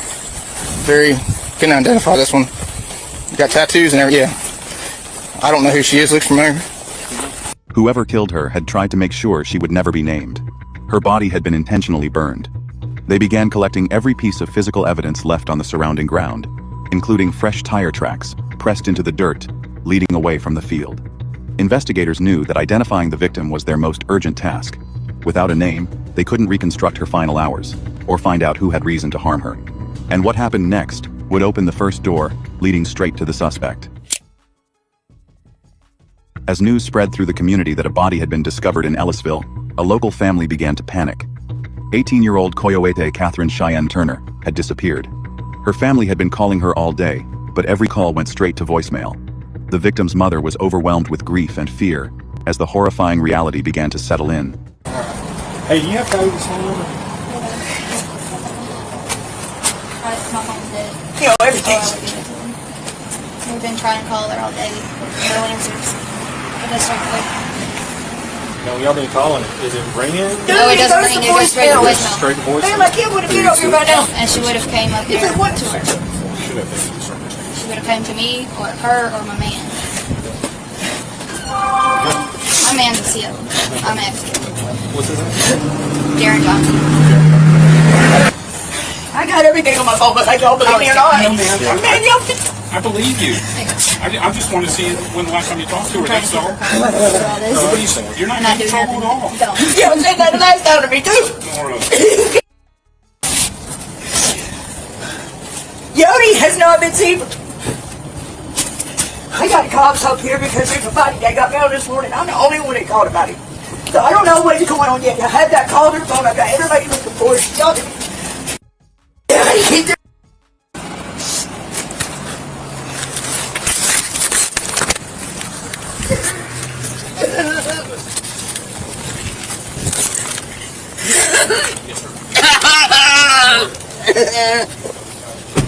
No!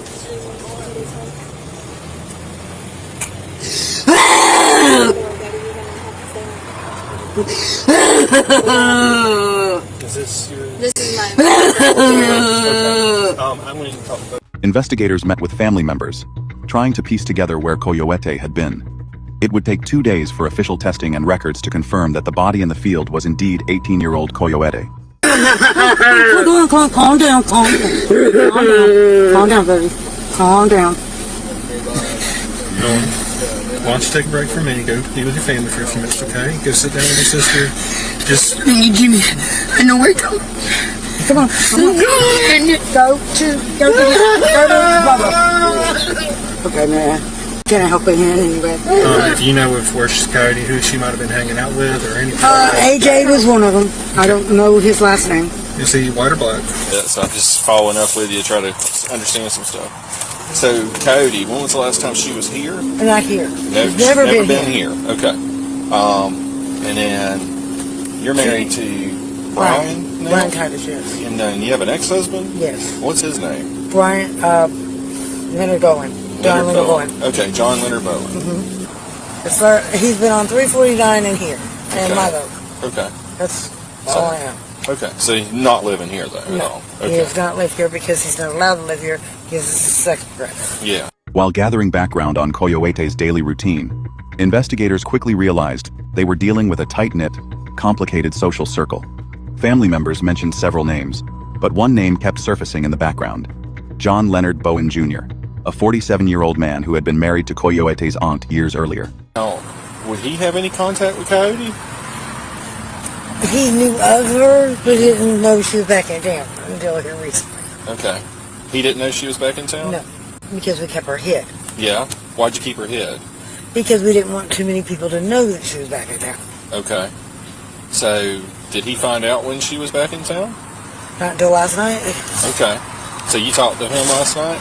After I talked to y'all, yes. Okay. And what did he say about that? Oh my God. Yeah. So, but he knew her growing up and stuff? Yes. Okay. Because I had Coyote, but she was in prison. Okay. And I was with him. Okay. So, you and John and Cody lived together for a while? For all of them. Yeah. I had Yodi, Julia Jr., and their other sister, Allie. Okay. Alishani. You know where we found Cody, right? Not really. I thought she was on the other side of Ashlands, in the woods over there. No, she's up here off 349. No, nobody told me that. Okay. Yeah, she's right up there off 349. Like down a little dirt road off 349. I know where it's at. Okay. Because I used to live right there off the dirt road where the green fence is. Okay. About where the green fence is? Okay. So... That's Phil Thomas's fence. Okay. So that's where Phil Thomas lives. Uh-huh. And... Wait, I'm confused. Is John live there? Is he supposed to live there? Or does he stay there? Or what? No, he don't stay there, as far as I know. Okay. He lives in Live Oak with his girlfriend and his kid. Before we continue, if you're interested in cases like this, don't forget to like and subscribe. Now, let's get back to the investigation. John had known Coyote since she was a child, and had been a familiar face around the family for nearly a decade. Nobody in the family suspected him of any wrongdoing. In fact, her family viewed him as a longtime friend, who had always been around to help. Do you think Cody would have called John for anything? She didn't have his number. Okay. But she knew him. Yeah, but she don't have his number. I mean, yeah, no, I'm just saying she knew him. If she got his number or she saw him somewhere, would she be afraid of him or? No. Okay, like they got along? Yeah. Okay, that's what I was trying to understand. They never When you said y'all were trying to keep her hidden, I didn't know if there was a reason why you're keeping her hidden from him. No, everybody, pretty much. Okay. She's the one that was slipping out and going, seeing people. We didn't want her to. We tried to keep her in. Okay. When was the last time you saw? Does he go by John or Leonard? He was here the night that Nora called me when y'all Last night? Yeah. He was here last night? He was here last night. What was he doing here? We were moving a couch.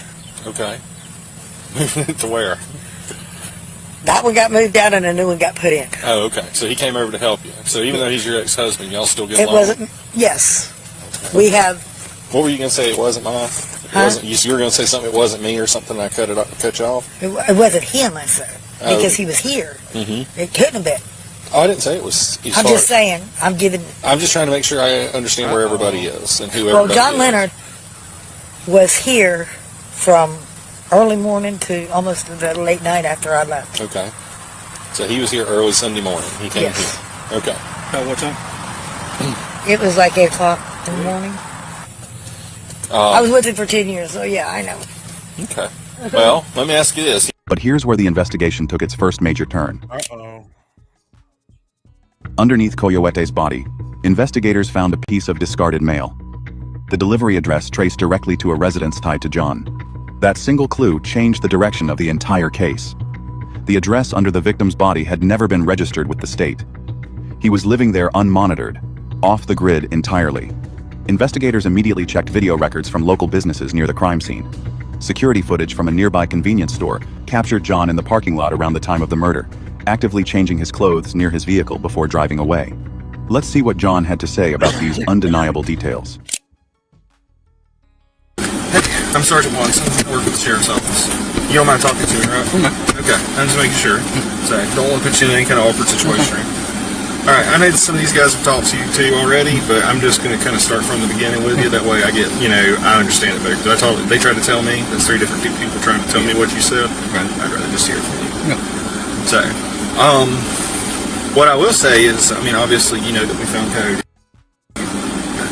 And my understanding is she was like your niece? Kind of, yeah. Okay. Like you were married to, what's her name? No, I was never married to her. Oh, no, that's right. I'm sorry. Okay. Sissy is what she goes by? Yeah, for about 7 or 8 years. 7 or 8 years? All right. Yeah, and I understand that at one point she even lived with y'all for a while because her mama couldn't stay out of jail and all the other stuff. She never lived with us. She stayed with us, but her mom was there with us. Okay. Okay. That's why I'm asking questions so I can understand. And they kind of shitted on us and kicked them out. Mm-hmm. All right. So, I know these guys were talking to you a little bit. What all have they told you about, why we ended up here at this house? Supposedly that they found her body and something to do about something about trying to get rid of evidence or something. I don't know. Okay. So, you got out of prison in January. Investigators brought John in to sit down for questioning. At first, he acted completely innocent, treating the interview like a routine check-in. Would there be any reason then for there to be anything, Nora or Cody or anybody else to have anything, from this house? Like, for example, if I had mail, like if I had a bill that had this address on it, would there be any reason for them to have that? Okay. All right. This one, Chelsea, that used to live here. Okay. Is Chelsea friends with them? She used to live with them. Okay. And how long ago did Chelsea move out? I guess back in 22. About when? 22? When I went to prison. When did you go to prison? I stayed in for about a year. Did you ever go over there to help move some furniture or anything? That was last night. That was last night? Okay, because I was told you were there at 8 o'clock in the morning. Sunday morning. Yeah, I think so. I might have. I can't remember. Say yes or no, but yeah. Okay. So you don't know where you were at? I have part memory. Yeah. Okay. But I'm just going to ask you this point blank. I asked you about that, and you gave me a whole detailed story about that tree coming down and coming in the house and everything else. Okay. So you can remember that. Yeah. But there's a girl, right? Yeah, that's what I was calling it. That you know, that's been a part of your life. Yeah. But you can't remember basics about where you've been the last few days. John could describe details like a fallen tree on a nearby property caused by a recent storm. But with simple questions about his whereabouts on Sunday morning, he couldn't keep his timeline straight. He blamed his bad memory and claimed he was getting confused about the days and times. The investigator pointed out the obvious. How could someone remember every detail about a fallen storm tree, but completely forget where they were for 12 hours during the exact window a young woman he knew was murdered? Okay. Regardless of what you tell me, I can tell you I'm going to let you get out of this truck and walk back in your house. Thank you very much. So, I mean, I just want to understand what happened and if it's something got out of hand. That's why we're asking. Yeah? What about going to take you to jail? I'm not going to take you to jail. Not right now, but I need to know the truth. No. I need to know the truth. And clearly there's more to this. No, it's just right. That's right. Okay. Why are you... We're not even talking about that. But they just... Because I'm not supposed to be here, because I'm not registered here. Mm-hmm. Been here since I'm kind of prison. This is my girlfriend. Mm-hmm. And based on their bridge time. It's most definitely not shorter, man. To go from Ellisville to here? Yeah. Instead of going all the way back and through town. No, it's way shorter to get on I-75 and come up to I-10 and just shoot over to 137. But you went way out of the way, Leonard. Way out of the way. Man, not I think. Can you understand from our standpoint? I mean, and I know you're saying you don't remember. I'll be honest with you, I kind of see it as untruths. And we're not just talking about standing here versus standing there. I mean, you've said some things that are completely opposite of what your wife and some of the other people here said. You've said some things that are completely opposite of what video has shown us. Right. And we're struggling. I want to believe you. But, and you know what else is down Powell Road? Right where you... John never offered a full confession, but he didn't need to. The combination of his broken alibi, store surveillance footage, cell records, and the mail found directly under Coyote's body gave investigators everything they needed. On Thursday, the 7th of September, 2023, John Leonard Bowen Jr. was arrested and charged with murder. On Wednesday, the 11th of June 2025, John Leonard Bowen Jr. was found guilty of second-degree murder in the death of 18-year-old Coyote Turner. He was sentenced to life in prison. For his secondary charge of tampering with physical evidence, burning her body in an attempt to erase her identity, John received an additional 23.1 years in prison, ordered to run consecutively after his life sentence. What makes this case so chilling isn't just how it ended, but who committed the crime. John wasn't a stranger lurking in the dark. He was someone trusted by the people, meant to protect Coyote. In the end, the killer was brought out of the shadows, and justice was delivered for Coyote Turner. Overlooking or excusing a person's past violations can create the conditions for far more serious harm down the line. Recognizing someone's true nature, their history, and the warning signs they display, and maintaining a safe distance accordingly, is something every family needs to take seriously. Leave a like and a especially when them children be involved. Speaking to children, we just gonna keep it rolling. Daddy unalive mommy and I'm next. Ew. You know how to perform CPR? My phone's on. I'll check back now. Text me. Maybe text me because my battery's really low. Okay, and This is Harold Henthorne. He just hung up on 911 as his wife, Tony, is about to die. He claims it's because he has no battery, but the real reason Harold hangs up is far more disturbing. 5 hours before this 911 call was recorded, Harold and his wife Tony had been living a picture-perfect life with their 7-year-old daughter, Haley. To everyone around, Harold was known as the best father, spending every morning and evening with Haley, cooking meals, installing cameras to make sure she was safe, and even spending more time with his daughter than his own wife. As for Haley, she loved her dad more than anything in the world and trusted him with all her heart. In her mind, her father could do no harm. But on September 29th, 2012, Haley's life took a disturbing turn for the worse when her mom fell to her death and she was left alone with her dad. She was told it was an accident, but what no one knows is that Harold had a first wife who also died under mysterious circumstances. And what's worse, he recently took out a $1 million life insurance policy on his own daughter, Haley.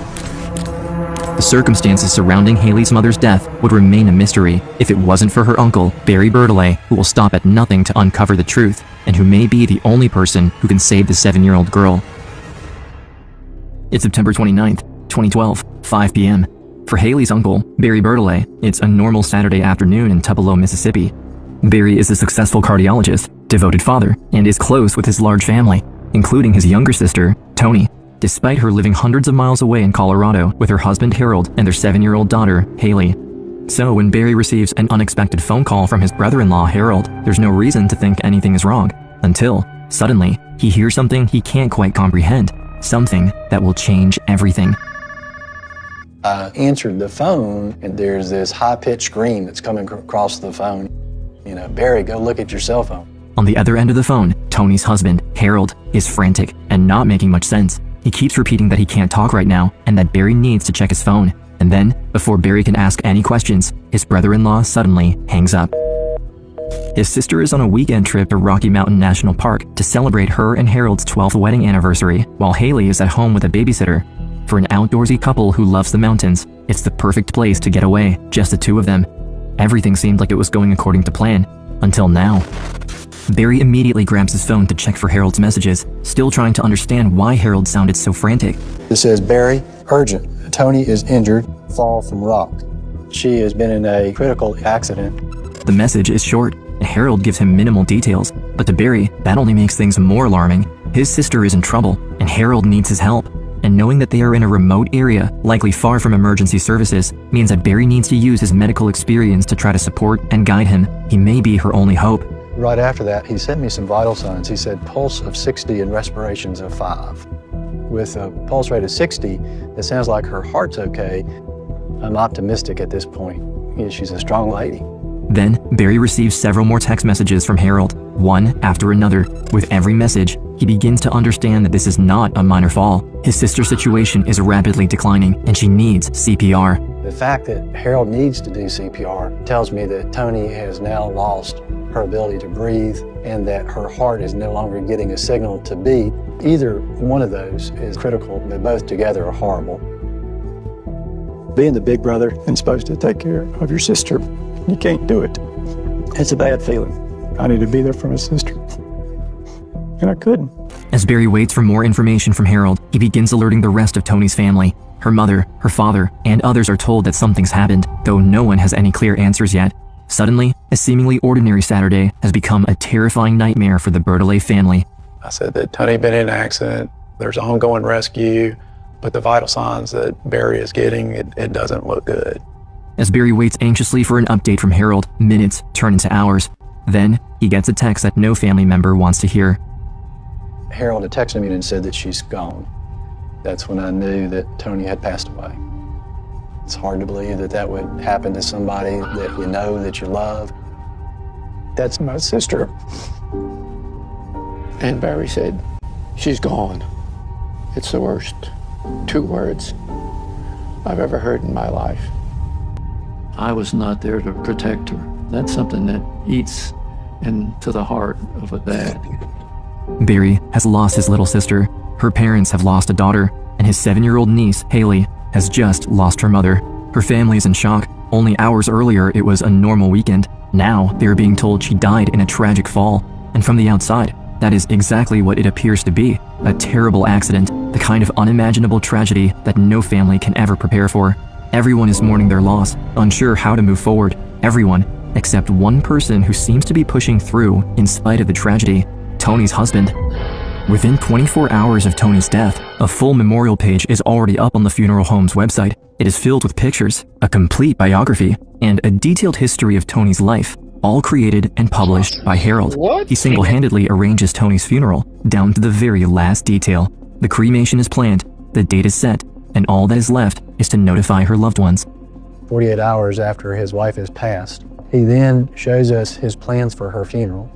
He's got a video made, he's got the songs picked out, he's already contacted the people that are going to sing the songs. He's got it completely planned out.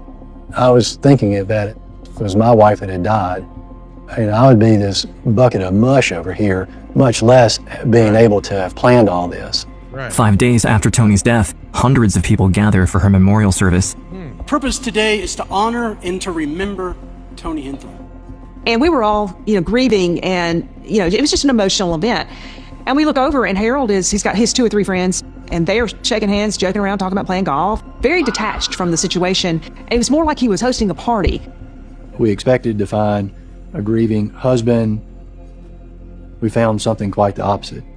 To Barry and his family, Harold's behavior feels unusual. He's friendly, talkative, and personable. But what Barry can't help but notice is the stark contrast between his brother-in-law and his 7-year-old niece, Haley. Haley appears the complete opposite. she's barely speaking, and she hasn't even shed a tear, almost as if she's afraid to show any emotion. We are thinking that there could be something darker that has gone on. We had no concrete evidence. It was that gut sensation that this isn't right. As a family, we all thought we need to start taking notes. In the following days, Barry keeps replaying the events of his sister's death in his mind, especially the panic texts he received from Harold on that evening. Though it was described as a tragic accident, a freak fall during a romantic anniversary trip, he can't shake the nagging feeling that something's not right. Barry quietly brings his doubts to other family members, trying to piece together what really happened during Tony and Harold's weekend in Rocky Mountain National Park. And the more they talk, the more the family realizes that Barry is not the only one who feels something is wrong. Barry starts pushing the cops for answers, demanding that police take a closer look at what happened on that mountain that night. With the family's suspicions in mind, Harold's 911 call from the night Tony died is re-examined.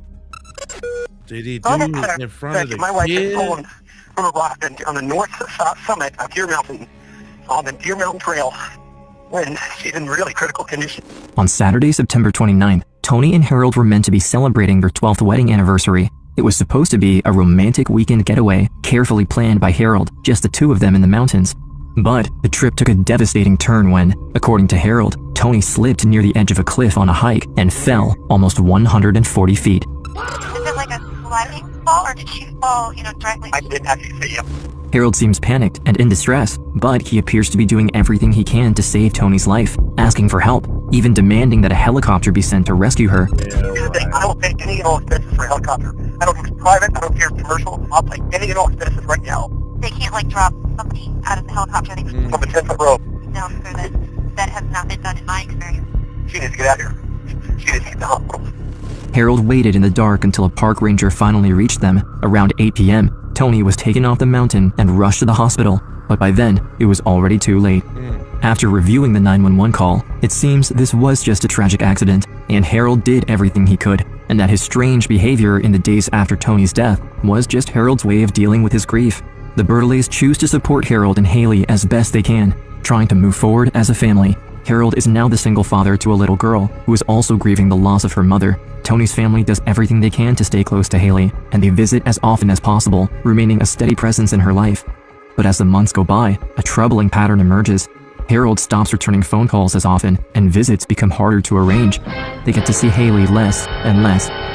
On the surface, he does seem loving, protective, and devoted, the kind of father who is always there for his daughter. But what they don't know is that behind closed doors, the reality is far more disturbing. Harold keeps an extremely close eye on Haley. His daughter needs to ask permission for everything. He sets extremely strict limits on her behavior, constantly watching her. She can't do anything unsupervised. He even controls when she can drink water. Worse yet, to ensure she follows the rules at all times, he has set up a baby monitor in her room, even though she's already 7 years old. His relationship with Haley was almost to a point of obsession. We were on bated breath. What's he going to do with her? Is there something else going From on? Harold's perspective, his ex-wife's family has been on his side, but what he doesn't know is that the family has been working with the police this whole time, slowly gathering as much incriminating information about him as they can in an attempt to save Haley and explain what really happened to Tony. They agree that to the outside world, Harold may look like a protective father, but to those looking closely, the seemingly loving father-daughter relationship hides something much darker. Harold's odd behavior, the inconsistencies, the growing distance between them and Haley, all of it keeps pointing back to the same terrifying thought. Tony's daughter could be living with a man who killed her mother. But what no one realizes is that Harold has been hiding another horrifying secret all these years. A secret that makes Tony's death look less like an accident and more like a carefully plotted murder. 20 years earlier, long before Harold met Tony, he had been married to a woman named Lynn Rochelle, until, on May 7th, 1995, she tragically passed away. The couple was driving in a remote part of Colorado, south of Denver, when Harold claims Lynn was killed in a car accident, and the local authorities quickly ruled that her death was not suspicious. In 5 short days, the sheriff's office had determined that the death of Lynn Henthorne was an accident. There are so many similarities in these two deaths. Both occurred in very remote locations in Colorado. In both cases, Harold Henthorne is the only witness. This is either the unluckiest guy in the world whose 2 wives have died under freakish, unusual circumstances, or it could be murder. Harold is never seriously investigated for Lynn's death. To the authorities, it was an accident, tragic, but not criminal. The problem is, although Harold claimed Lynn died in a head-on collision, eyewitness reports at the time indicate that the alleged accident had been staged, and Harold's story was completely fabricated. But unfortunately, there isn't enough evidence to prove it. 4 years later, in 1999, Harold joins a Christian dating site where he matches with a woman named Toni Bertollet. When Harold first meets Toni, he presents himself as a wealthy entrepreneur running his own business. But behind that carefully constructed image, the truth is something very different. When investigators look into Harold's background, they make a stunning discovery. He has no employment history. The IRS has no history of him earning income in well over 20 years. There's no deposits from any businesses, no evidence of having a successful company at all. The life he has shown the world is a facade, and the money he did have came from a $650,000 life insurance payout he received after Lynn's death. And now, nearly 17 years later, it's happened again. After Toni's death, Harold stands to receive another life insurance payout of more than $4.5 million. And if that wasn't alarming enough, Harold has also taken out a life insurance policy on Haley, his own daughter. If something were to happen to her, he could receive another $1 million. The family's worst nightmare is coming true. Not only did Harold seemingly have a hand in Toni's death, but 7-year-old Haley could be his next victim. We all felt like we were dealing with a ticking time bomb. Really, he's a danger. This man has killed, supposedly, 2 wives, and the last thing we wanted was him going home to his child. Everybody's primary concern was Haley. They need to get Haley away from Harold as fast as possible. But even with everything they have uncovered, there is still one major problem. No DNA, no eyewitnesses, no single piece of evidence that can prove that Harold killed Lynn, or Toni, or even that he has plans to hurt Haley. The entire case is still built on convenient coincidences, strange details, and suspicious patterns. Investigators have a possible motive, but they need something that ties everything together. Time is of the essence. Haley is still being kept completely isolated from her mother's family, who are all desperate to protect her. He controls everything, her schedule, her home, and the people she is allowed to see. If they want to get Haley away from him and finally hold him responsible, they need more. That is when they noticed several inconsistencies from the night Toni died. During the 911 call, Harold claimed his battery was too low and hung up, but then proceeded to make 22 additional phone calls and sent and received 98 text messages. And when cops speak with Barry, he explains that in Harold's initial frantic texts, he had sent Toni's vital signs. But as a seasoned cardiologist, he now wonders if Harold was lying. The way that my sister had died was inconsistent with the way that Harold had described it. If my sister did bleed to death, the vital signs that Harold had sent me did not match. She should have originally had a rapid heart rate as she was bleeding out, and then go down as she got closer to the time of death. So none of this made sense to me at all. Then investigators uncover another detail. Near her body, they find a digital camera. According to Harold, Toni fell while holding it. However, much to their surprise, the SD card inside is still intact, and on the card are photos from Toni and Harold's hike, taken throughout the day. The pictures look exactly what Harold had described, a happy couple, smiling together, enjoying a beautiful anniversary trip in the mountains. Because they took so many photos, investigators can follow their movements and see that during the hike, the couple left the main trail and moved into a remote part of the park where hikers rarely go. Then they find one photo in particular that catches their eye. In it, Harold is standing near the edge of a cliff, holding onto a tree. As they study the location more closely, they realize something chilling. The spot directly behind Harold is the same place where, moments later, Toni would fall or be pushed to her death. The cliff actually is raised, that is to say that you can't walk over it.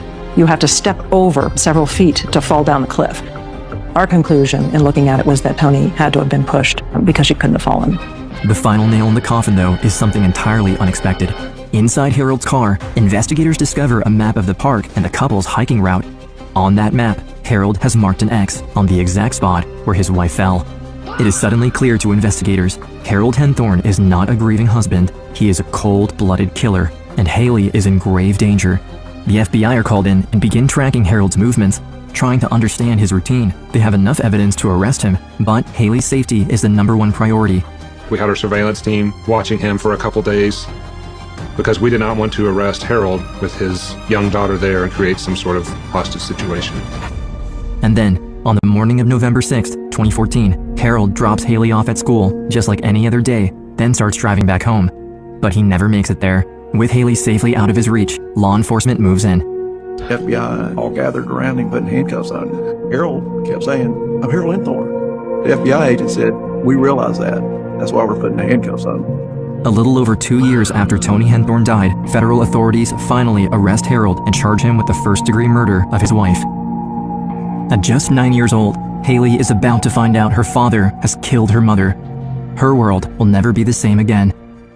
The day that he got arrested, I got called down to the principal's office. At that point, my principal told me that my father had been arrested. I just remember feeling just so cold and detached because I didn't know what was going on and I didn't know what was happening to me. And at this point, I thought there must have been some mistake because he would never do that.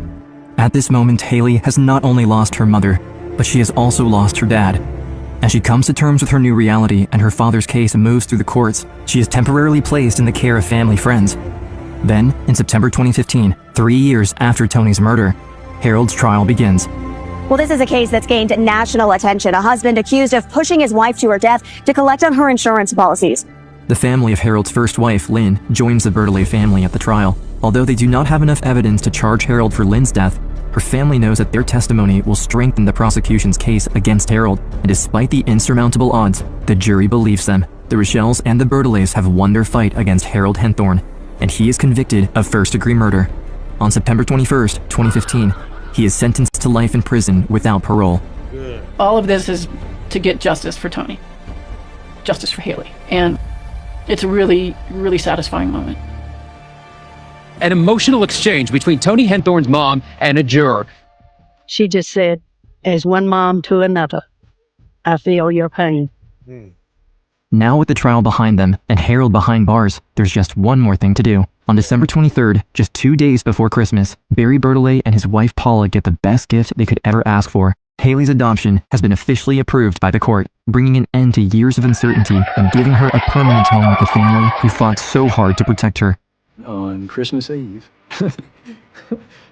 oh, we got Haley. That's like the best Christmas present ever.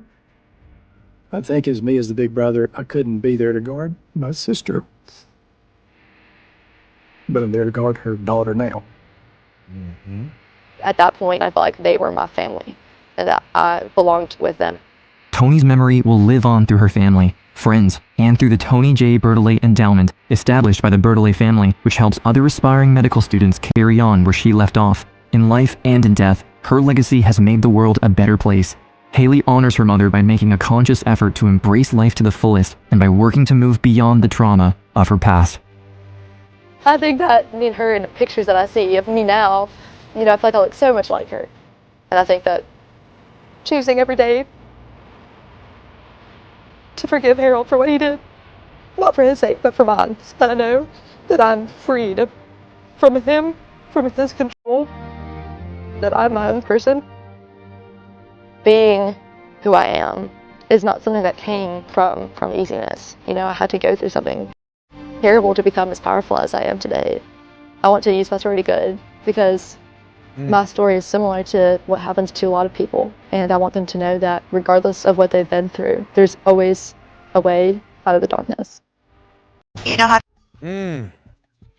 That's an interesting story. Like, we watch a lot of this crime and we don't really hear about the impact to the actual victims. So that's kind of cool that they slid that in there. You know what I'm saying? That's actually pretty satisfying. That one was intense, wasn't it?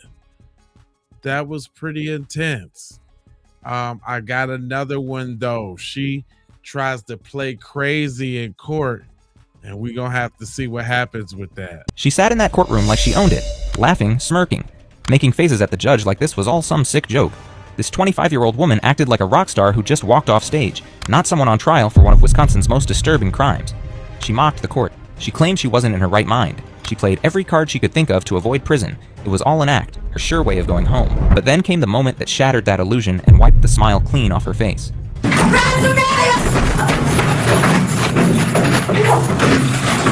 This is the chilling case of Taylor Schabusiness, a woman who thought she could pretend to be insane to cover up a brutal murder followed by gruesome mutilation. A crime so disturbing it left an entire community horrified. And wait until you hear what she said in her own words. So I took a chain, I put it around his neck, and I asked him again, where my at? He didn't respond, his face turned purple, there was blood coming out of his mouth. You ever love something so much that you kill it? Like, it happens to me. That's the feeling that I have. I love something so much that I kill it. Like, I love it so much, and then I kill it. That's what happens to me. This is Taylor Schabusiness, and this is how her shocking courtroom behavior turned a horrifying crime into one of the most disturbing legal moments in recent memory. Is this blood? Does this look like blood to you? Or am I just tripping? Bloody footprint? Could possibly be blood. No footprints on the passenger side. Hey, who did that? Hi, Taylor. You got blood on your hands here too. No, on your hands. Nobody's armed? Nobody's armed. You sure? Well, they found a kind of disturbing stuff at the house there. Oh, really? Yeah. Yeah. A lot of blood. Basically Shad's head. What? Yeah. Where'd you do the body? The body's there. So we're gonna take the head somewhere? I like that. You like that? Well, you're gonna have fun trying to look for all the organs, but yeah, they're all dismembered. Yeah. So you dismembered the body too? Yeah. And what did you do with the body parts? Basement, upstairs, downstairs? Absolutely in the basement. I was gonna bring with him. And then I know I forgot the head. I wanted the head. Did you bring anything with you? Yeah, it's in the van. What? It's in the van. It's what is it? A foot maybe. The what? I think it's a foot. A foot in the van? A leg maybe. I don't know. I'm gonna bring it all, but then I'm like, man, it's messy. So I got lazy. If you're new to this case, brace yourselves, because what you're about to witness will change your understanding of how far human darkness can go. Before we dive into the twisted mind of Taylor Schabusiness and the horrific crime that shocked Wisconsin, make sure to subscribe to Women of Crime. We uncover the most disturbing female criminal cases that mainstream media won't touch, and this is just the beginning. To understand what happened in that Green Bay courtroom, you need to know the twisted path that led Taylor there. Born in Chicago to seemingly loving parents. When Taylor was 11, tragedy struck. Her mother Marla died unexpectedly in her sleep. Her father found his wife cold, beside him in bed while the children slept upstairs, unaware their world had just collapsed. They were pretty young. I mean, obviously, you know, her mom's not around anymore. The family relocated to Green Bay, where Taylor's behavior began changing. School troubles emerged, acting out. Small incidents that seemed like normal teenage rebellion but were actually warning signs of something more sinister developing. By 16, her father was so concerned he sent her to live with grandparents in Texas, a decision that temporarily stabilized her life. She graduated high school, seemed to find her footing.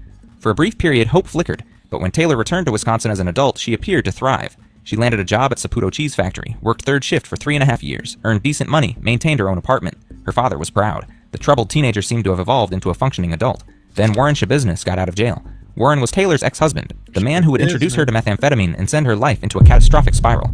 According to her father's later testimony, the transformation was immediate and terrifying. Yeah, and she was doing really well there too, until her boyfriend/husband got out of jail. That turned everything upside down. Yeah, in part because of the methamphetamine use, right? Yep. Meth, heroin, whatever else. I don't know. Marijuana? Yeah, I don't know. The kid was already doing that shit before and was just a fucking loser, and he got my daughter involved in that shit. Taylor quit her job, started using drugs intravenously, became what her father described as night and day, different, a complete stranger wearing his daughter's face. But here's what makes this story even more chilling. Taylor's problems ran deeper than addiction. Court records revealed she'd been diagnosed with bipolar disorder and psychosis at 14, multiple hospitalizations, a pattern of refusing medication and treatment that would become crucial to understanding what happened next. By February 2022, Taylor was living a chaotic existence. An ankle bracelet monitored her movements from previous charges. She stayed with Scott Tomes in an East Side apartment, floating between friends and temporary arrangements. This unstable lifestyle was about to collide with a figure from her past in the most horrific way possible. Shad Therian was 24, someone Taylor had known since middle school. They'd dated sporadically over the years, sometimes a couple, sometimes just friends who occasionally hooked up. He struggled with his own mental health issues, but was loved by his family, particularly his mother, Tara. February 21st started like countless other nights in their social circle. Taylor was at Scott's apartment when their mutual friend AJ called wanting to hang out. The three decided to pick up Shad and make it a group gathering. They drove Scott's minivan to Shad's father's house, collected him, then made a stop that would set everything in motion, buying methamphetamine. Back at Scott's apartment, they smoked marijuana and shot up meth in what seemed like another routine drug-fueled evening. Around midnight, something shifted. Taylor and Shad decided to leave together, heading to his mother's house on Stony Brook Lane. AJ chose to stay behind, a decision that likely saved his life. What happened next in Tara Therian's basement would shock investigators worldwide. The house was quiet when they arrived. Tara slept upstairs with her boyfriend, unaware her son had just entered with his killer. The basement door was unlocked, a detail that would become significant given what Taylor did next. We launched onto the bed.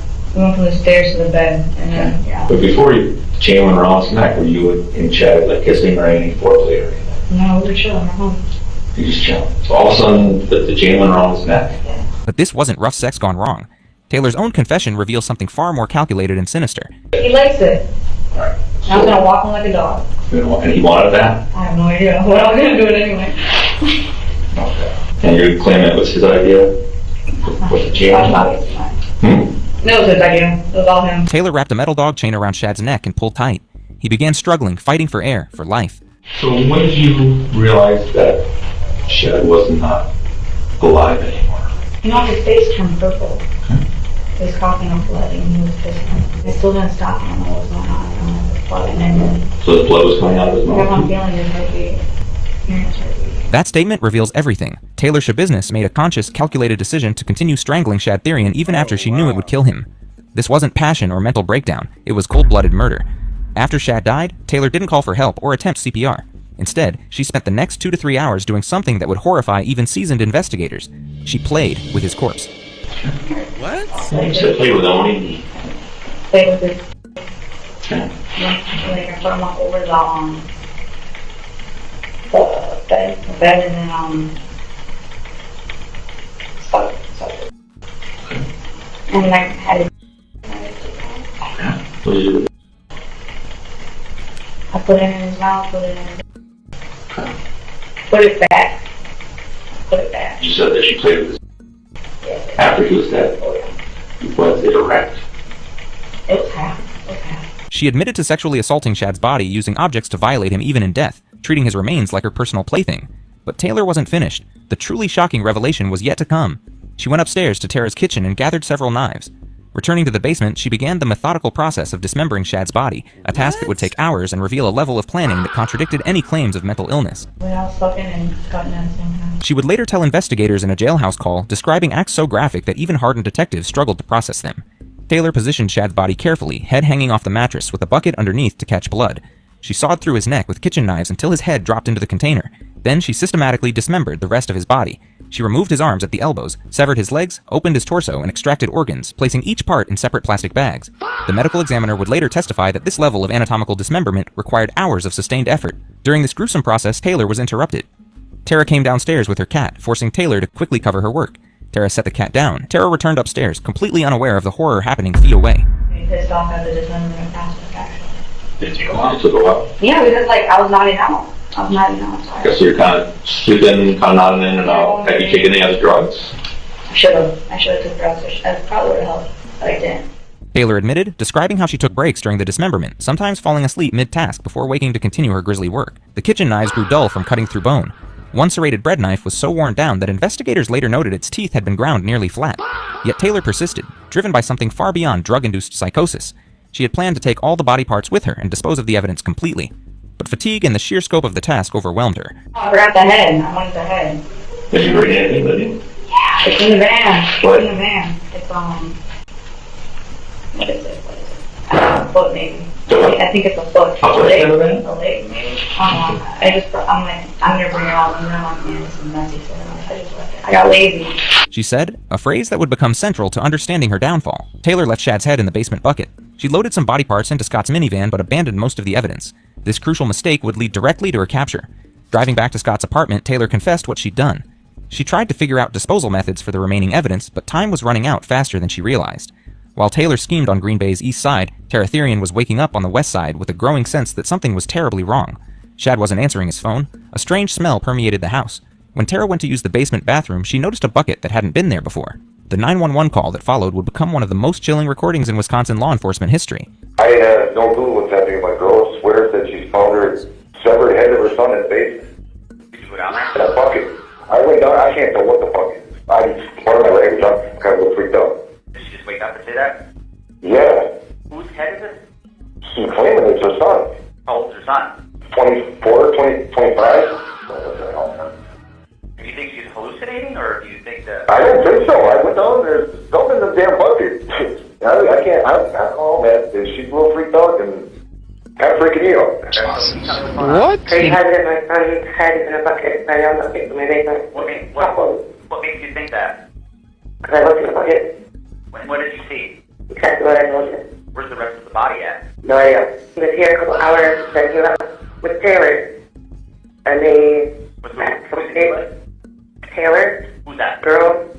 Taylor Coronado. And then I heard my door and heard minivan start. And I went downstairs and I went to the bathroom. The lights were out in the basement. I went and heard them off and I looked around and no one was there. So then when I turned around to come back upstairs, there was a 5-gallon bucket with a towel over it. And I'm like, oh great, that's why they're out here all the yesterday. They're pissing in a bucket. And I looked, and that is not what was in that bucket. What's your son's name? Sad Syrian. I mean, you're sure it couldn't be like a fake head or something? Not touching it. I'm not looking at it again. Okay. Responding officers, initially skeptical, a severed head in a bucket sounded like something from a horror movie, but when they lifted the towel covering the container, they discovered something that would haunt them forever. Detective Philip Scanlon would later testify about the bucket's contents. Okay. There was a human head. There was genitalia in the bucket. What do you mean genitalia? What I would recognize as a penis and testicles. And were they laying underneath the head? They were visible after the head was removed, yes. This wasn't random violence, this was deliberate desecration. While investigators processed this unprecedented crime scene, Taylor was across town, unaware that her world was about to collapse. She didn't know police had found the basement. She didn't know they'd connected her to Shad. She thought she had time to dispose of the remaining evidence and disappear. She was catastrophically wrong.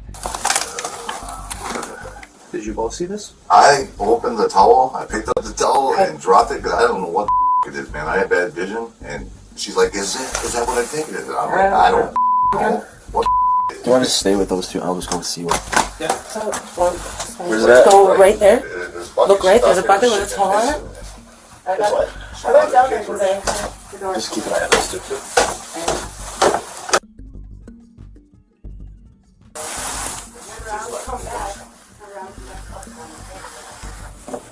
Within hours, investigators had identified the connection between Shad and Taylor. They knew about Scott's minivan. They had Taylor's address. Body camera footage captured their arrival at the Eastman Avenue apartment complex in the early morning hours of February 23rd. Immediately, officers spotted evidence that would seal Taylor's fate.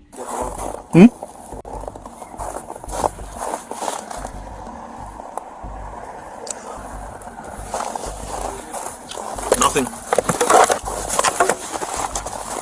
Hey. Is this blood? Does this look like blood to you? Or am I just tripping? Bloody footprint?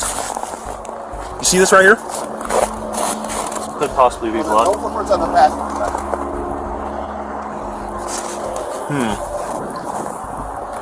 Hey, who did that?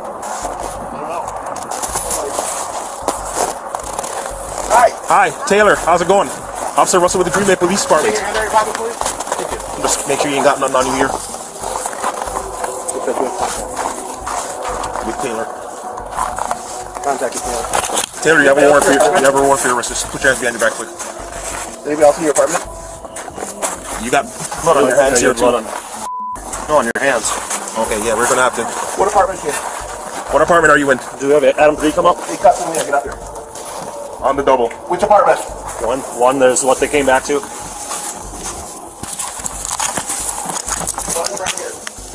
Yeah, go. Guys, hurry and get here now.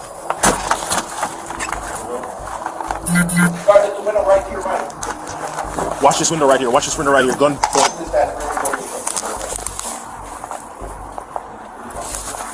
Go in here.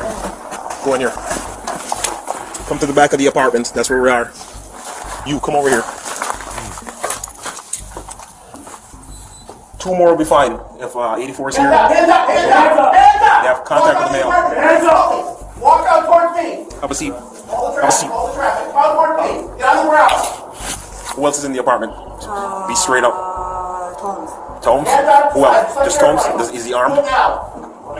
Nobody's armed? Nobody's armed. You sure? I'm sure. What's going on here? Green Bay Police! Everybody get here! Announce yourself now! No, there's nobody in there. Go ahead.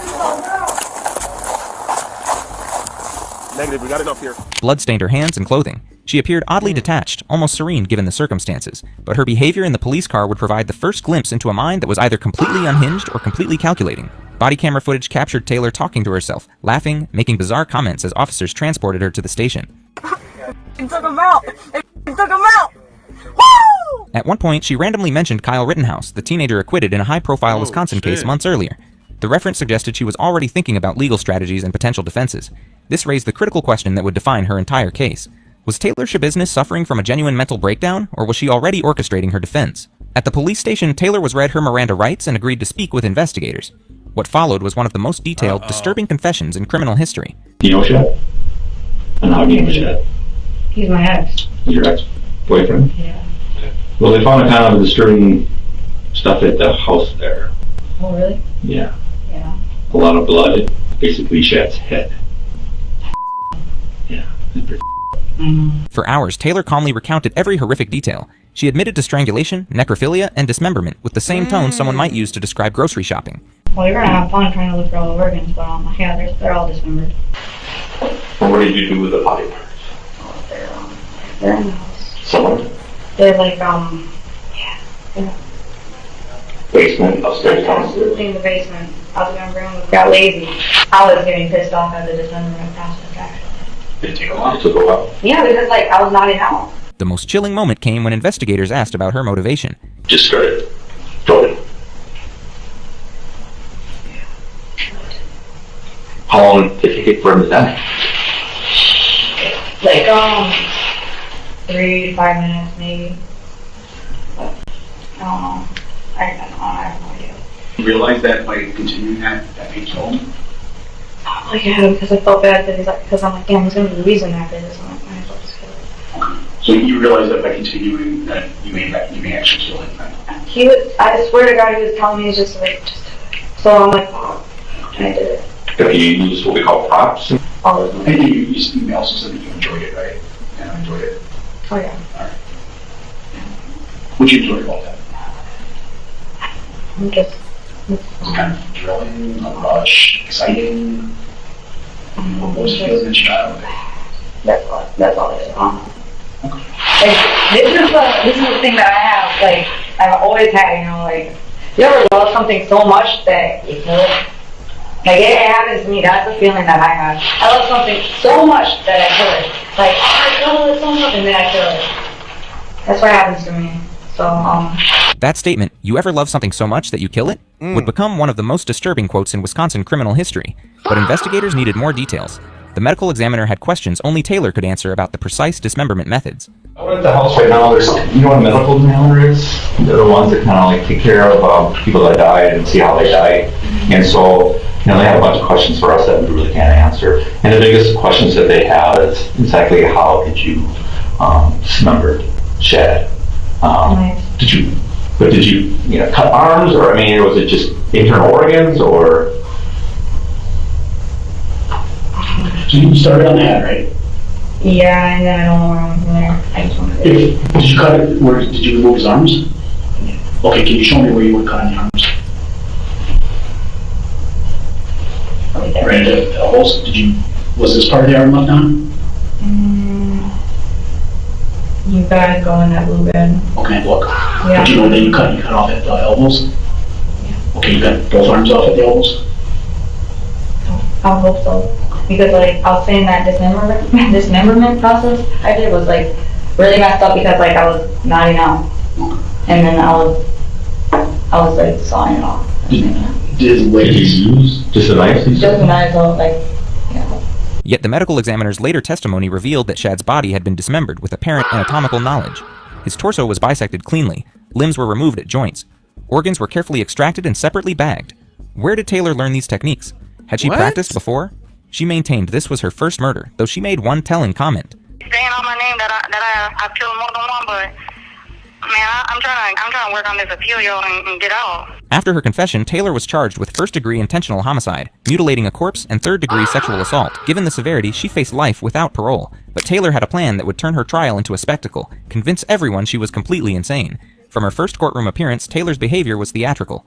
She smiled inappropriately, made faces at cameras, acted like she was enjoying the attention. But was this genuine mental illness or calculated performance? The evidence pointed to performance. Before jury selection, court cameras caught Taylor pointing finger guns at Judge Thomas Walsh, repeatedly aiming at him like she was shooting. Later, she flipped off the same judge. These weren't symptoms of psychotic break, they were deliberate acts of defiance from someone testing the system's boundaries. But Taylor's most shocking courtroom moment was still coming. On July 11th, 2023, during a pretrial hearing, Taylor suddenly lunged at her defense attorney. There's one witness. We're asking for sequestration, but that may be a moot point. All right. It is one witness, Your Honor.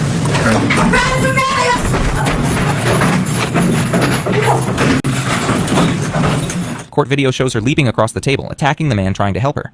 Deputies rushed to restrain her. The courtroom was cleared. Taylor was wrestled to the ground. This wasn't her first attorney attack. Several public defenders had quit her case due to violent behavior.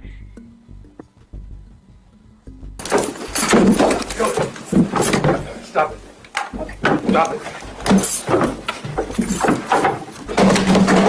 When asked about these incidents later, Taylor's explanation was revealing. The most recent one, when my attorney, he was calling my and he was saying I need another competency here, and he kept on calling my sticking his tongue out at me, and so I went off on his. But the one before that, he was doing the same thing too, saying like about competency. He kept on saying you need more competency here, and you need more competency here, and they constantly keep on saying that. And I said, no, I'm straight. I'm straight. My dad showed up in the back of the courtroom, and then as soon as he popped through, that was my dad's previous attorney too, and then he had just fired it. He said, get this guy off your case. So then, as soon as my dad popped up into that courtroom, when he sat his down, I already knew it was go time, and that's when I had to go in. So then that's when I went in and I fired it. She blamed her attorneys, not herself. She insisted she was competent to stand trial while simultaneously claiming mental illness as a defense. This contradiction would prove crucial. You can't be both competent and insane. If you're fascinated by how female criminals manipulate mental health defenses and legal systems, subscribe to Women of Crime. We analyze the psychology and strategies behind the most complex cases. The trial began July 24th, 2023. The prosecution's case was straightforward: premeditated murder followed by deliberate corpse mutilation. The defense argued severe mental illness rendered Taylor legally insane. The prosecution presented devastating evidence: body camera footage of the arrest, Taylor's detailed confession, crime scene photos so graphic some jurors looked away. Man, Most this damaging the was Taylor's craziest own crime voice I echoing ever through seen. the courtroom. You ever love something so much that you know? Medical examiner Dr. Vincent Tranchita described Shad's injuries clinically: complete decapitation, multiple stab wounds, evidence of prolonged strangulation, dismemberment requiring hours of sustained effort. The prosecution also called A.J. Gannon, who testified that both Taylor and Shad seemed normal the night before the murder. No signs of mental illness or impending violence. And did you notice anything odd about Taylor as far as her mannerisms, her eyes, her speech, anything like that? No. Did you have any feelings that she was acting weird when you had contact with her? Bizarre? The defense countered with expert witnesses, painting Taylor as severely mentally ill. Dr. Deborah Collins, a forensic psychologist, testified about Taylor's bipolar disorder with psychotic features.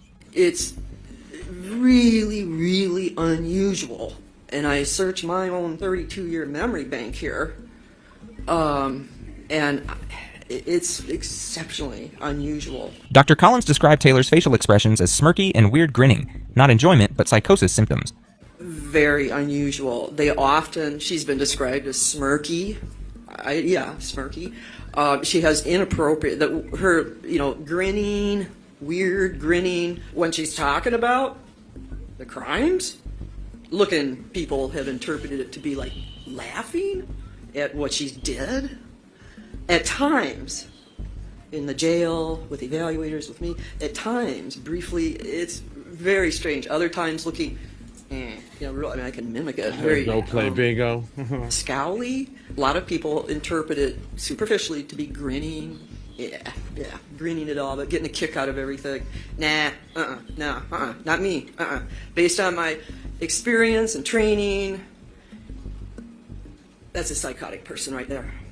That's what's causing this really weird, bizarre. And I'm telling you. The defense argued drug use had exacerbated underlying mental illness, creating conditions that led to murder. But the prosecution had powerful rebuttals. If Taylor was truly insane, how could she methodically cover up her crime? How could she dismember a body with such precision? How could she give coherent, detailed confessions? And there was her ongoing courtroom behavior. During breaks, cameras caught Taylor laughing at her attorney's comments. When graphic autopsy photos were discussed, she smiled. When the judge ruled against her, she made inappropriate faces. This wasn't psychotic behavior. This was someone treating the proceedings like entertainment. The most telling moment came during AJ's testimony. As he described the last time he saw Shad alive, Taylor was caught on camera appearing amused.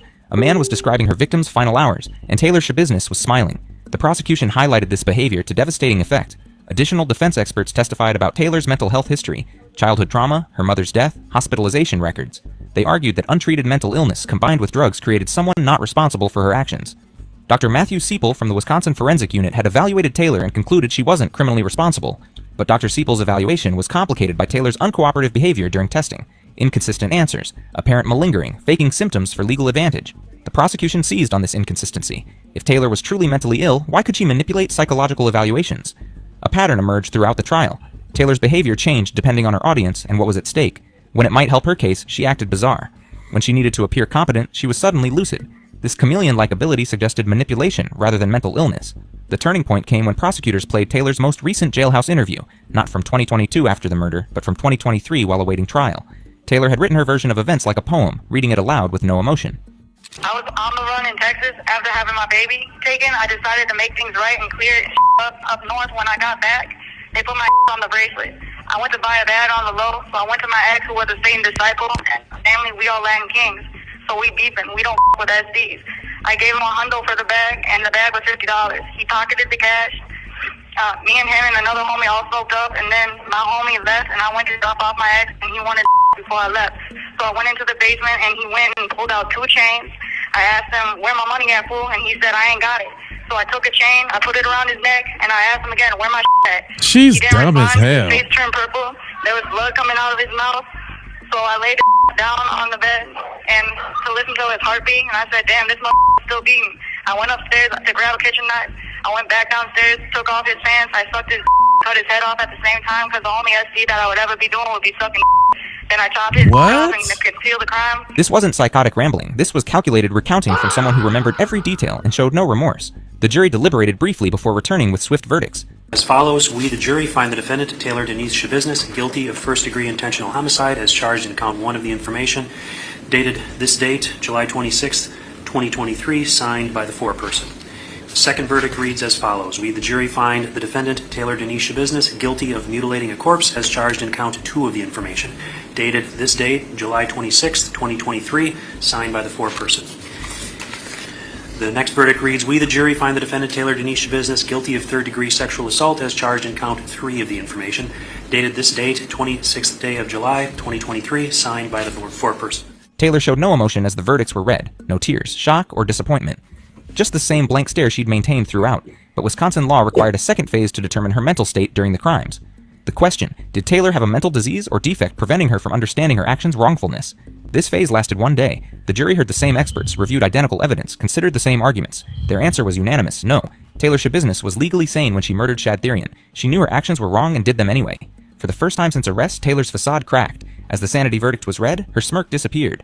Her confidence faltered. Life in prison without parole was finally becoming real. But even then, Taylor couldn't resist one final defiant act. As she was led from the courtroom, she turned to cameras and mouthed something observers couldn't decipher. Profanity, perhaps, or threats. Whatever it was vintage Taylor Shabiznis, always trying to control the narrative, always needing the last word. 3 months later, sentencing arrived. Judge Thomas Walsh had his opportunity to address the woman who had terrorized his courtroom and traumatized an entire community. So I have to consider the gravity of the offense, the character of the defendant, the need to protect the public, as well as other aggravating and mitigating circumstances, including rehabilitative needs and punishment and deterrence, and then craft a sentence in each case that's appropriate. The defendant's character, I can say that over the course of this case, I've learned a great deal about you, Miss Shabiznis. First of all, you were born in Chicago, lived there until you were about age 12 rather. You seem to have had a stable childhood. You were loved by your mother and your father and your brother. And unfortunately, your mother passed away when you were 12, your brother passed away in a vehicle accident, and your dad's incarcerated. He acknowledged her difficult childhood, mental health struggles, and trauma history, but he also addressed the brutal reality of her crime. The list of superlatives don't seem to measure up to what you see and what you hear about, and what we heard about in the trial. This crime offends human decency, it offends human dignity, and it offends the human community. It really does. The inevitable sentence? Life in prison, without possibility of parole. Taylor remained emotionless as her fate was sealed. The woman who had laughed and smirked throughout trial sat in stony silence as the judge condemned her to die behind bars. But Taylor's story didn't end with sentencing. In recent jailhouse interviews, she remained defiant, maintaining her insanity despite jury findings. Definitely insane. You know, I should have went back to Chicago. I should have went down south, but I didn't do that. I stayed up north. I stayed around in Green Bay. I went back to where my bracelet was at, and to continue going to work, and then continue on from there. But instead, I just smoked up with my roommate, and that was that. She seemed more upset about getting caught than taking someone's life. When asked about her future, Taylor hinted at appeals and new legal strategies. I'm a voluntarily dismiss the no merit and extend the time to file a post-conviction motion. Taylor faces another trial in October 2024, this time for allegedly assaulting a prison staff member.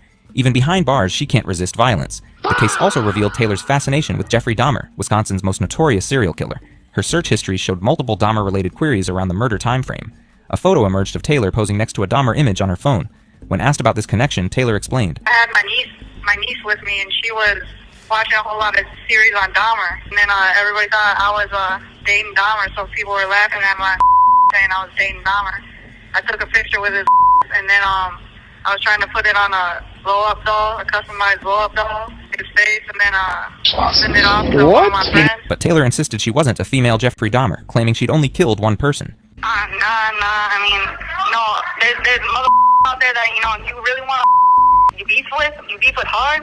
I mean, yeah, you want to murder mother, but, you know, I mean, that's what other mother they be saying on my name, that I've killed more than one, but, man, I'm trying to work on this appeal, yo, and get out. Perhaps the most disturbing aspect of Taylor's case isn't what she did to Shad Therian, horrific as that was.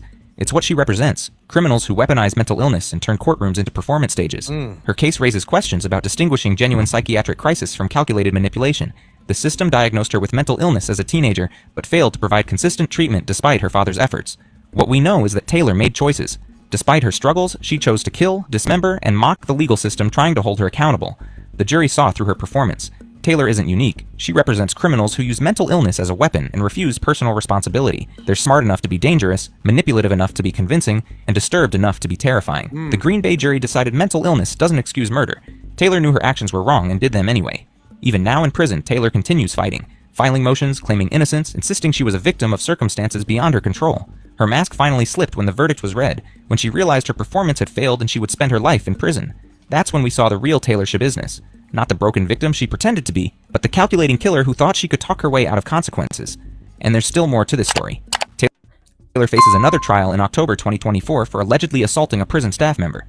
Even behind bars, the violence continues. The case proves that some people don't just commit crimes, they perform them. And the next performance might be happening closer to home than you think. She sat in that courtroom like she owned it, laughing, smirking, making faces at the judge like this was all some sick joke. This 25-year-old woman acted like a rock star who just walked off stage, not someone on trial for one of Wisconsin's most disturbing crimes.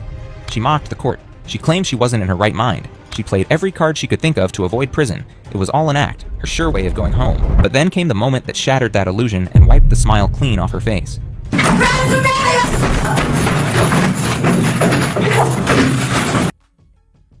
Man, that was deep right there, man. Woo-wee, man. How y'all feeling about that one? That was pretty deep. That was a very good one, man. I'm telling you, I'll be trying to scour for the best crimes for y'all. Shout out to all my mods and all my members. Shout out to Willie Lynch. Shout out to Willie Lynch for hitting the cash up. I didn't even see that, but I definitely appreciate it. Shout out to everybody that dropped some jewels on tonight's program. Now, I did have a super chat goal up there, you know what I'm saying, for an extra hour. I do got another sizzling hot one. I know it's late, you know what I'm saying? So if y'all want an extra hour, you know, ain't nothing wrong with sprinkling me with a couple jewels, couple, you know, super chats, little cash app or something. We can, you know what I'm saying? I'm working here. I've been bringing y'all this quality entertainment. Again, shout out Willie Lynch for hitting the cash app and everybody that hit the jewels. Matter of fact, let me look you in your optical retinas. For everybody, your first time, make sure you subscribe at least. Make sure you hit that like button. We got 2 streams running. So if you're on the skinny stream with the picture above me and the chat below me, we got the landscape version where you can watch it on a big screen and you can see the pictures and the people a little bit better. And you can see the other chat because there's 2 channels going on right now. And then that means you can interact with everybody in the chat. What y'all want to do? Can y'all do another hour? Who wants the other hour?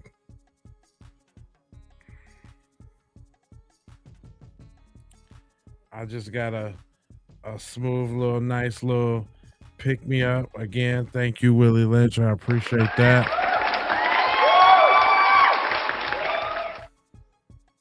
That was pretty. The last one was pretty darn intense, man. It's even hard to rank them for the night. That one would, I think that's the most demon devilistic, but then like, is that more sinister than playing a kid online and searching for kids? Is that more sinister than playing a stalker just to get your wife? I mean, we had some really heavy cases tonight.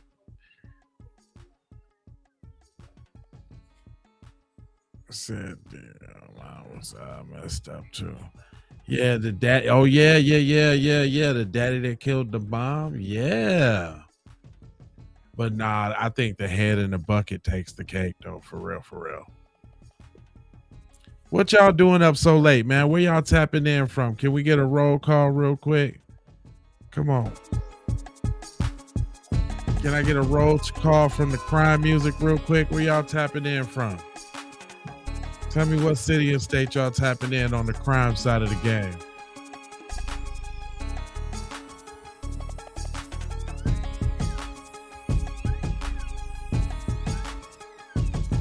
Bama, okay, Bama's up in here.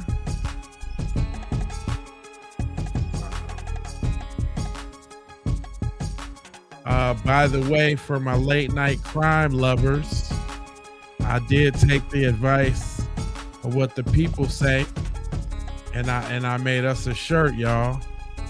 Boston up in here.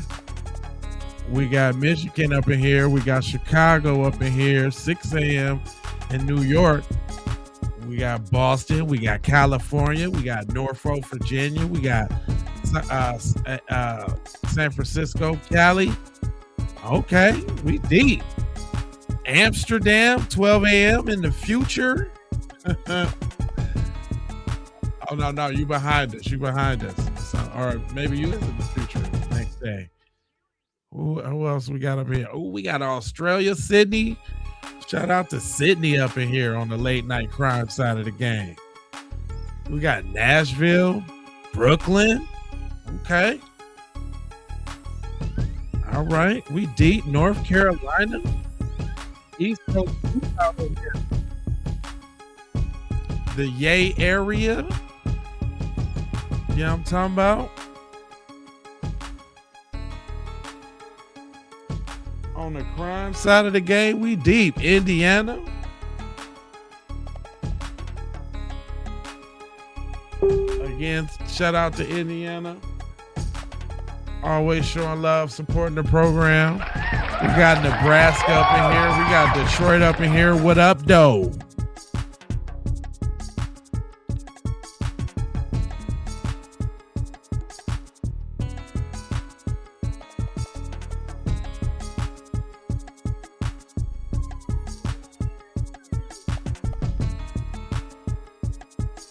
It's just me up in here on the nighttime, on the late night hype side of the game, on the late night crime fix side of the game. I see you.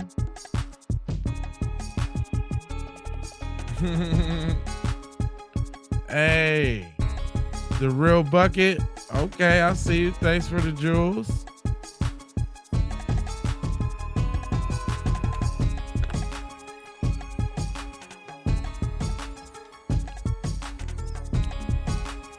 Oh yeah, I'm always up for some late night crime on the late night crime side of the game. Oh, okay, Sprinkleman, Maine, with a little. I'm in Las Vegas, the city that never sleeps. I'm on the West Coast, up late doing crime. I'm on a streaming spree, y'all. I've been going hard every day. For days, I ain't missed a day. I'm not going to tell, I can't really say when I'm going to stop because it's a personal goal. But I'm climbing. So I'd appreciate the likes and I appreciate the subscribes, you know what I'm saying? One thing I ask, if you want to support the channel, make sure you watch it on the landscape version. The one that you see real big. The landscape version is usually the one with the least amount of views on it. So like if you click on the channel, if you keep it on, it's only two. If you click on J Lava or you click on Keep It P Raw, then you will scroll down, you'll see two streams. One gonna have a bunch of views and one's gonna have not that many. Always watch the one that don't got that many. Hey, thank you so much. The Real Bucket, I appreciate the support for the broadcast. Oh, this is also what I did for the broadcast, y'all. I keep forgetting. I made the shirts, y'all. I made the joints. Thanks for the jewels with on the Sprinkle Me side of the game. Hold up. I made these shirts, man. Stay alive. Don't get murdered. You can catch them in the Teespring shop. The Teespring shop. All you got to do is go to the YouTube channel, and you can get right to the Teespring shop.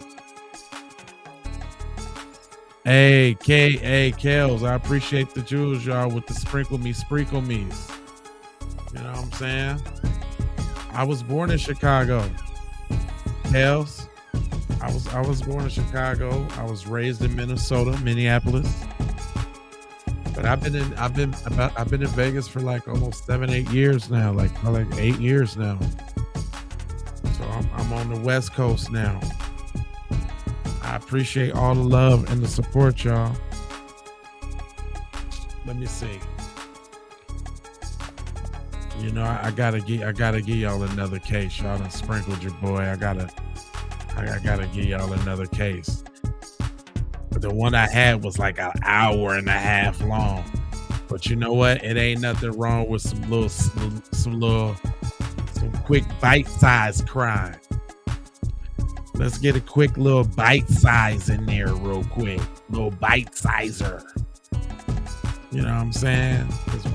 Let's get a little bite sizer. Canada to discuss the arrangements. She showed him the life insurance documents. She was looking at it, looking down, smiling at it, and even in this strange way, petting this piece of paper. Which beneficiary was getting the largest portion? Monica, the defendant. So, there were two angles emerging to this case. On the one hand, there was the mysterious Rob Baker, tangentially connected to the family and linked to the crime scene by his DNA.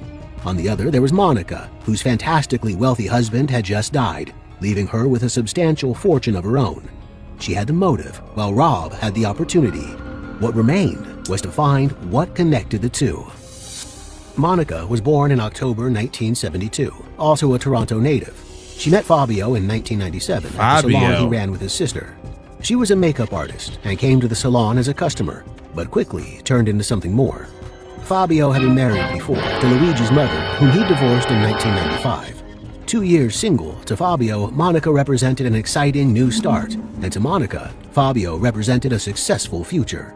His career was on the up, and he was on his way to becoming famous. She fell in love with him, and she fell in love with the glamour of the lifestyle they would lead together. They moved from Toronto to LA with their daughters in 2011. There, Monica had a few part-time jobs, but she spent the majority of her time handling the family's finances and organizing their schedules. They had a housekeeper, gardeners, and someone who looked after the pool. They lived a very privileged life. Monica liked to take advantage of this. The family went on many exotic vacations to places like Hawaii, Cabo, and St. Thomas. These trips were rewards as part of Fabio's work, one of the many perks that he gave the family. For me, my family comes first. Monica was just along for the ride. But is there such a thing as too much luxury? They say that money doesn't buy happiness. For Monica, maybe this was the case. She grew dissatisfied with her life with Fabio, despite all its opulent advantages. I see you. In 2015, she joined the Racquetball League at LA Fitness in Canoga Park. She wanted to get in shape and meet new people, and she hired a personal trainer, a man named Matt Nurse. But Matt wasn't just a trainer to her. She downloaded pictures from his social media accounts and wound up asking him out for drinks. Matt turned her down, but she confided in him anyway. She would talk about her kids, and then she told me she was unhappy in her marriage. She thought he was cheating on her. I said, why don't you just get a divorce? And what did she say to you? Why throw away 20 years? Why throw away 20 years and a luxurious lifestyle when she could seek sexual fulfillment elsewhere anyway? Because, having failed with Matt, she turned her attention to other men at the gym, in particular, Robert Baker. In December 2015, she reached out to him to request racquetball lessons. She was already flirting in her email. They scheduled a lesson, and he gave her his phone number. The lesson must have gone well. Shortly afterwards, they started having an affair. And contrary to what Monica had told the police, she brought him back to the Cementilli's house.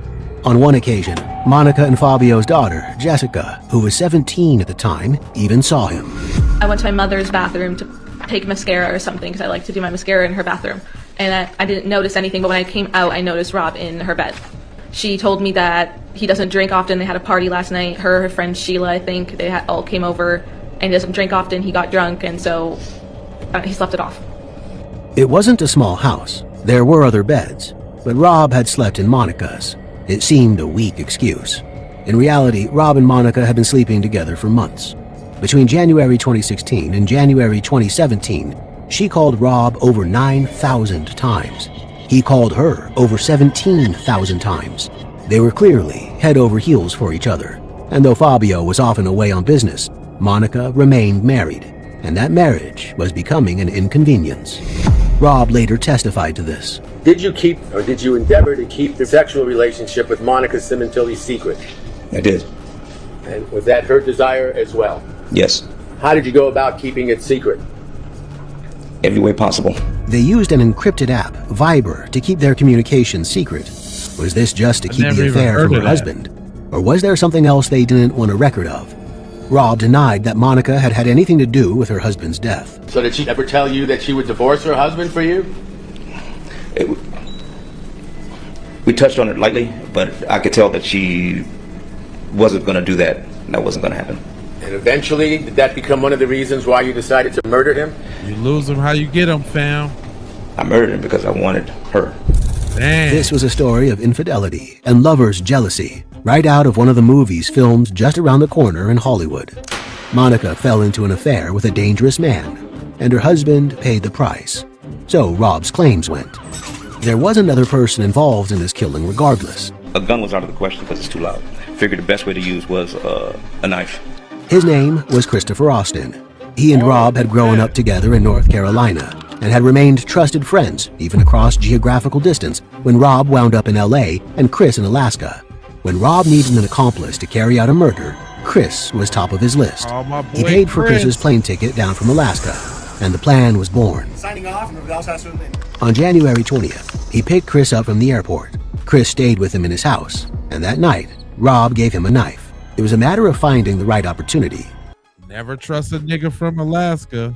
Rob claimed that he didn't ask Monica where Fabio would be, or when he would be alone at the house, or what the best way to get into this highly secure and gated community was.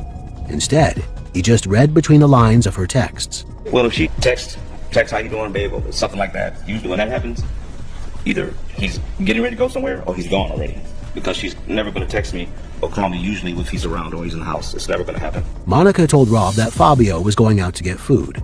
So Rob dropped Chris off at this location, expecting him to kill Fabio on an isolated stretch of road. Rob realized he couldn't outsource this killing.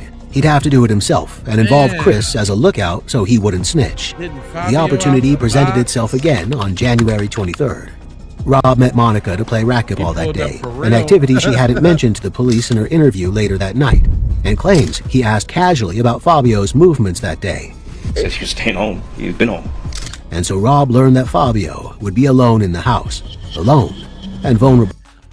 All because Fabio was giving your girl the fiberglass, fam? Fabio was giving your girl the Febreze? And now you had to meet up with your guy. Chris had to come slide with you because Fabio was sliding your girl to Ferjoli to attack. He and Chris parked their car a mile or so away from the house. They wore hoodies to hide their faces from the cameras, and they jogged up to the house, both armed with knives. Chris stood watch outside, while Rob crept inside looking for Fabio. He found him. Hey, get you some black friends like Chris. Yeah. Get you some black friends that's willing to slide because you butthurt about your girl slapping Fabio's turkey, bopping his bologna, smacking his salami, Y'all finna go slide on Fabio. He weak as hell for that, though. Fabio's just being a player doing his thing, trying to get a little booty. Dang, you gotta knife Fabio up. From Alaska too. They got riders in Alaska. Hey, don't run up on no nigga from Alaska, cuz you will get done up. It's all bad news for Fabio, boy. Damn. On the back patio by the pool. It just catching him off guard. That was all it was. When I approached him, he either heard me or he saw me. He turned around real fast. He yelled, and he grabbed me by my shirt, by my hoodie, by my chest. I tried to cut him the first time. I kind of lost track of everything then. You ain't lose track of nothing, boy. You was envisioning your girl getting that ham sandwich. That's what you was. Fabio was fiddling your feline. That's what he was doing.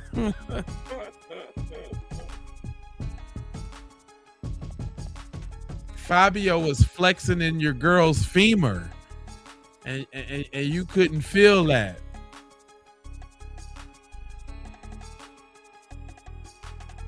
Fabio was testing your girl's limits. Fabio was taking your girl there, taking her through there, and you was like, "We gotta get this nigga." You think you finna slide on my chick like that? Hell no. You're out of here, buddy. I'm catching you on the patio by the pool. You're done.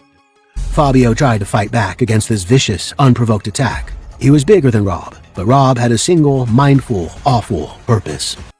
I'm getting you for beating my girl's buns.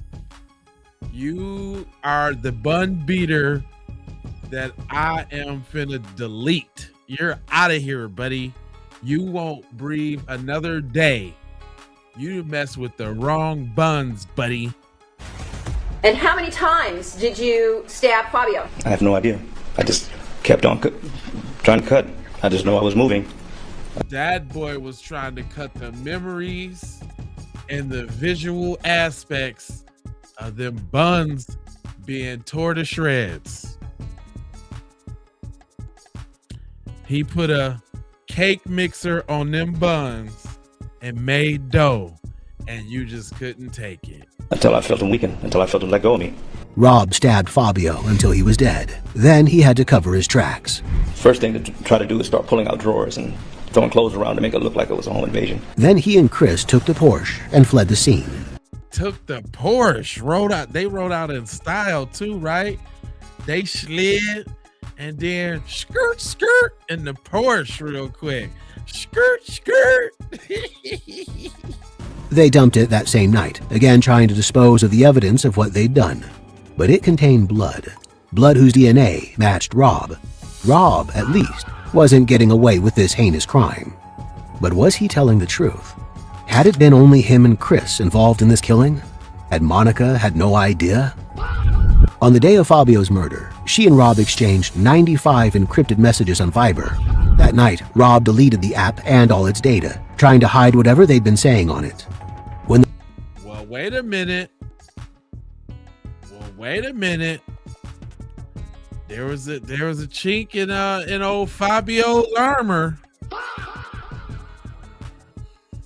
Fabio obviously wasn't putting it down like that now.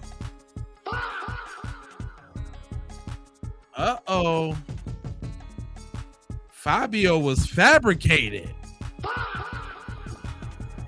Fabio was falsified.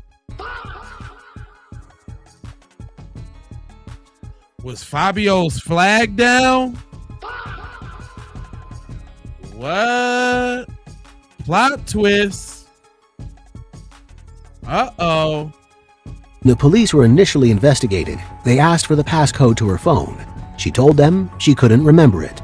In extreme shock, maybe this could be true for some people, but not for Monica. She was lying because the passcode was Rob's birthday. She clearly had deep feelings for him. She was in the habit of introducing herself as Monica Baker instead of Monica Cementilli. She claimed this was because Baker was easier to pronounce. She was apparently planning to buy him a house in Las Vegas. Oh, what? He had the magic stick. Oh, no. Pimping ain't easy and somebody just has to do it. Oh, no. He was knocking the bottom out that thing. Oh, Fabio. Fabio is flabbergasted.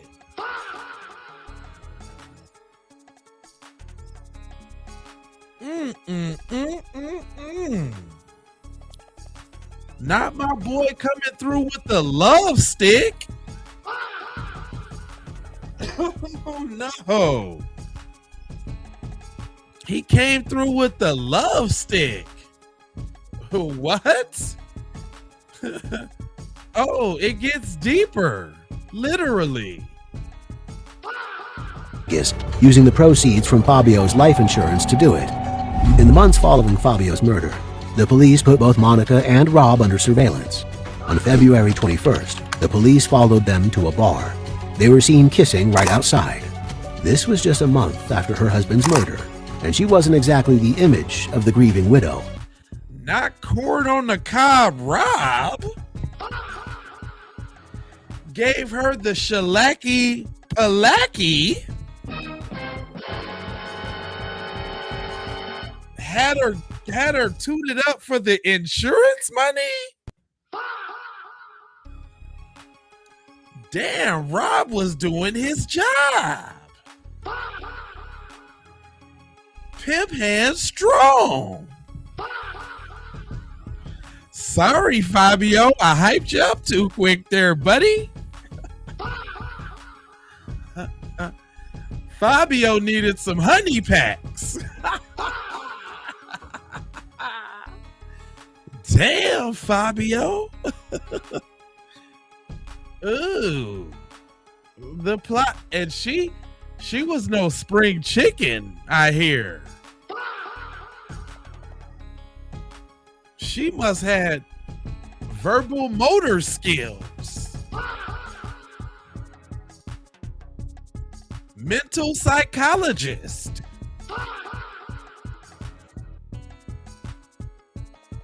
God, she had the brain aneurysm. God, what's going on over here? These folks is out of control. More damningly, on the day of the killing itself, she had indeed gone to Target, but she'd met Rob there. They had a conversation in the parking lot before she went inside the store to establish her alibi, and he drove off to commit murder. She was seen on Target CCTV glued to her phone as she browsed the aisles, checking her home security, waiting for an update on the crime she'd commissioned her lover to commit. If you like these buns, then you know what you gotta do. If you want these buns forevermore, you know what you gotta do. Yeah, these buns come with a price. Is you willing to pay the price for the hot cross buns? Crew, what up? Oh my God, my mans is out here going to the highest bidder for the Hawaiian buns.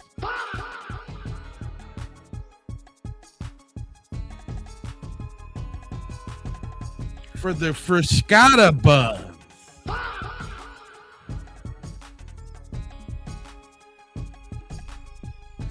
That boy's putting in work for the pumpernickel. God damn. There's more. In August, Monica and Rob were both arrested. They were arrested together deliberately. The police wanted to hear what they'd say to each other and if they'd reveal anything further about the crime. In lockup, they were like Bonnie and Clyde. They were also scrambling. He said, I think we should get married even after the lockup. She really had a hold on my mans.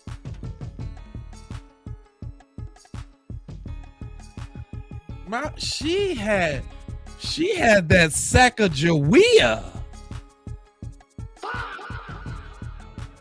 What the hell?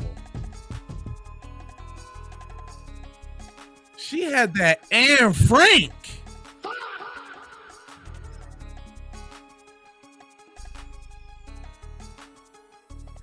She had that Ricky Tiki Timbo. My man said, I'm finna get him a race, baby. It's just me and you and those buns. What? Wow. They both working with something because they had over head nails for each other. This is a love affair. Looks like another love TKO.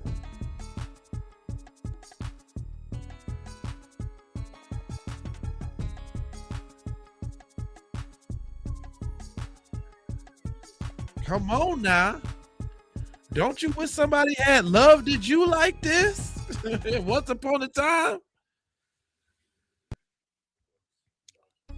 Dang, how I feel to have that kind of love.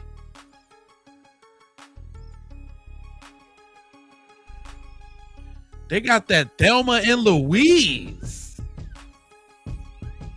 What's going on here?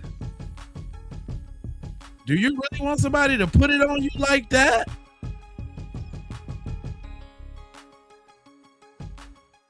I'm just, that's a real serious question. You gotta think if you really want them issues in your life like that. Y'all in the back of the squad car together, holding hands through the cuffs.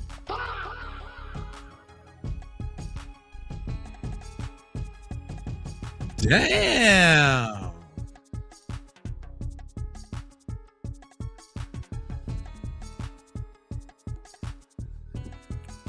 Sheesh. This is powerful stuff here, people.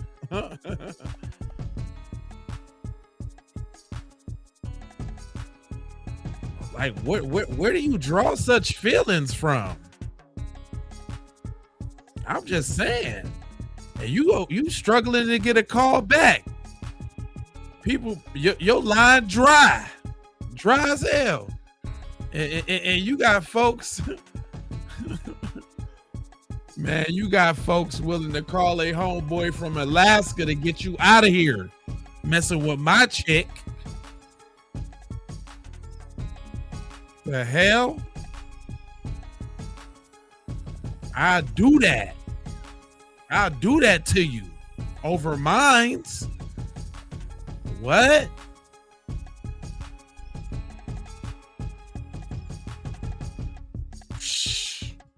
You better understand. For a way out of their situation. They're listening, they're watching, and they're digging for anything they can use, anything. While in jail, the pair conducted explicit phone calls, continuing their relationship even behind bars. Rob claimed that Monica, at this point, had no idea that he was cool with just the phone. They hooked it up so that how do you call each other in jail? How does that happen? Ain't no mountain high enough? Ain't no valley low enough?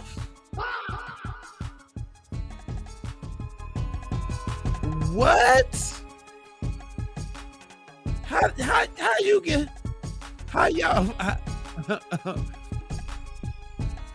How y'all 1-900 each other in jail? What in the T-Mobile conjugal visit is that? So they J-paying sex talk? Like what? How you do that? They FaceTiming on the J-Pay tablet? What they doing?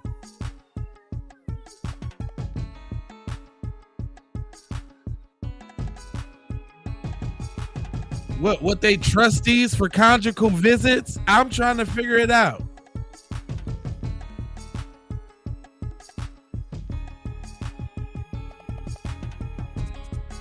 Boy, the things that some people was able to do, you wouldn't believe if somebody told you this in your wildest dreams.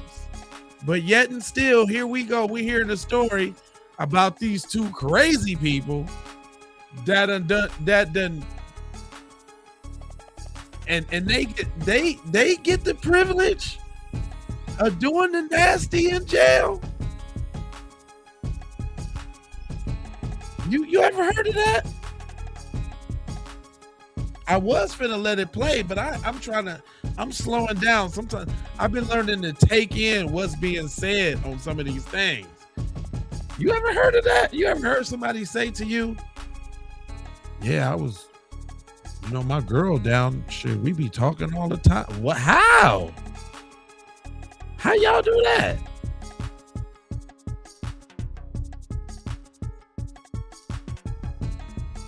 Interesting. Okay. I was today years old when I learned that. I was today years old. He'd killed her husband, even though this was the very crime they'd been arrested for. This really stretched belief. They also tried to argue that Monica had cut Rob's hand when they were playing racquetball on the day of the murder, and she'd used her own towel to clean it up, which is why his blood was in her house that day. But this didn't explain the blood in Fabio's stolen Porsche. No, instead the truth was becoming clearer by the day. The police discovered an email dating from June 2016 when Monica sent Rob the login details of her home security system, and they suspected that she'd shown him where the physical DVR was kept. This enabled him to find it and remove it on the day of the murder, disposing of the evidence. Rather than an innocent bystander, robbed of her husband by her lover, Monica was a vital participant and even instigator in this horrible crime. The police spent the next few months looking for Rob's accomplice, the other man in the hoodie on the neighbor's CCTV. Initially, they suspected a man named Al Birdsong, a friend of Rob's who lived in Texas, but he had a watertight alibi, and eventually they found Chris Austin in October 2017. They connected Chris to Rob through phone and bank records, and when they brought him in, he folded. He pleaded guilty to second. Now, I told you don't trust a nigga from Alaska. I knew it. Now he might ride, they be fighting polar bears and shit. But that nigga sang like a bird. And that's what your ass get too, bucko. See, you only supposed to go with your white friends when they doing fun shit.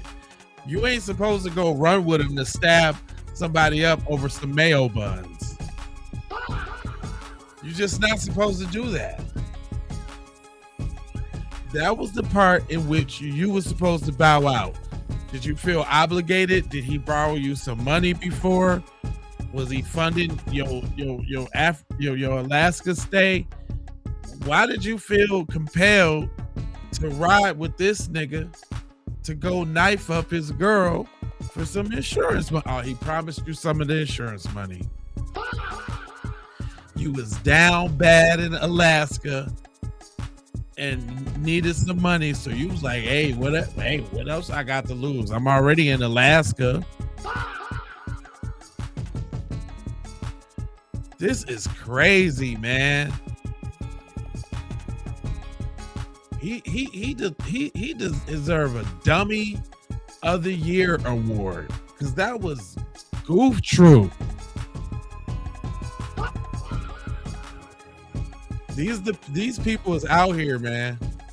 This is a crazy ass story. Second-degree murder and the personal use of a knife in exchange for his testimony against Rob and against Monica. I remember Baker saying she's going to come into some money. He tried to get me to come down earlier and I couldn't. I told y'all. Chris said that Rob had tried to get him to come down from Alaska earlier in December 2016. Rob implied that this would be financially advantageous for both of them. It had something to do with Monica and Fabio. Money, not jealousy, was at the heart of this killing. Money and Monica's increasing distaste for the man she'd married. Rob told Chris all of this. I realized that she don't like him, so she don't want to be with him no more. She wants him gone. Involved in this conversation, too, was Al Birdsong, the former prime suspect for Rob's accomplice. He didn't appear to have had an active role in the killing, but Chris said he was there when they were discussing it, making it a conspiracy of 4. This conversation is occurring. Are you under the clear impression now that it is to kill this woman's husband? Yes. Did you have an opinion who wanted it done? Yes. Who? Monica wanted it, the wife wanted it done, I'm sorry. Rob first told Chris that Monica didn't like her husband because he was abusive towards her. After the killing, however, he backtracked. He told Chris that she just wanted the insurance money. Chris also poked holes in Rob's story of the murder itself. Rob said that Fabio had spotted him and struggled for his life, but Chris said he didn't really get the chance. Chris told the police that Rob was in constant phone communication with Monica all that day, planning the murder. And in the weeks after the murder, she searched the Google query, "Do the police have the right to tap my cell phone?" She had a guilty conscience and a hunger for money. Money she'd never see, as the police interceded and got the insurance company to delay the payout. She schemed to get her children out of the house, manipulate the security system, and inform Rob of her husband's whereabouts for nothing. After Chris's guilty plea, the dominoes were falling. Rob also pleaded guilty, but he refused to roll on Monica. He claimed that he'd been acting entirely without her knowledge, as if trying to protect her. He was called as a defense witness in her trial, but his conviction actually worked against her, because he'd been sentenced to life in prison without parole. He had nothing to lose, and so the prosecution argued there could be no penalty if he perjured himself to save her, but his lies on the stand didn't work. It's unknown whether charges will be brought against Al Birdsong, but 3 of the 4 members of this horrific conspiracy now face justice. Rob, sentenced to life in prison without parole, and Chris and Monica both now awaiting sentencing. Together, they schemed to murder Fabio Cementilli, a charismatic professional and loving father, and tear a family apart. Damn, y'all did Fabio like that, man. Life is not about how hard you get hit, but life's about how hard you can get hit and still keep on going. Now, his children continue to try to rebuild their lives, with Isabella following in her father's footsteps to become a hairstylist in Hollywood. What do you think about? Damn. They did Fabio. It was just wrong, man. Damn. Now here I go thinking Fabio was the man. Pretty Ricky, what they call him. And all the time, your boy Rob had the corn on the cob for the job. Well, this was an action-packed night. Again, I appreciate all the love and support. I could be up here talking at myself, but y'all decided to spend y'all late nights ass up with me, yo, insomniacs. Some of y'all might be at work, and that's cool too. I appreciate it. And you know I gotta get to sleep because I got some more crime and all of that tomorrow. I'm trying to do bite-sized crime during the day. I'm trying to take this thing to a whole different level, so I appreciate y'all.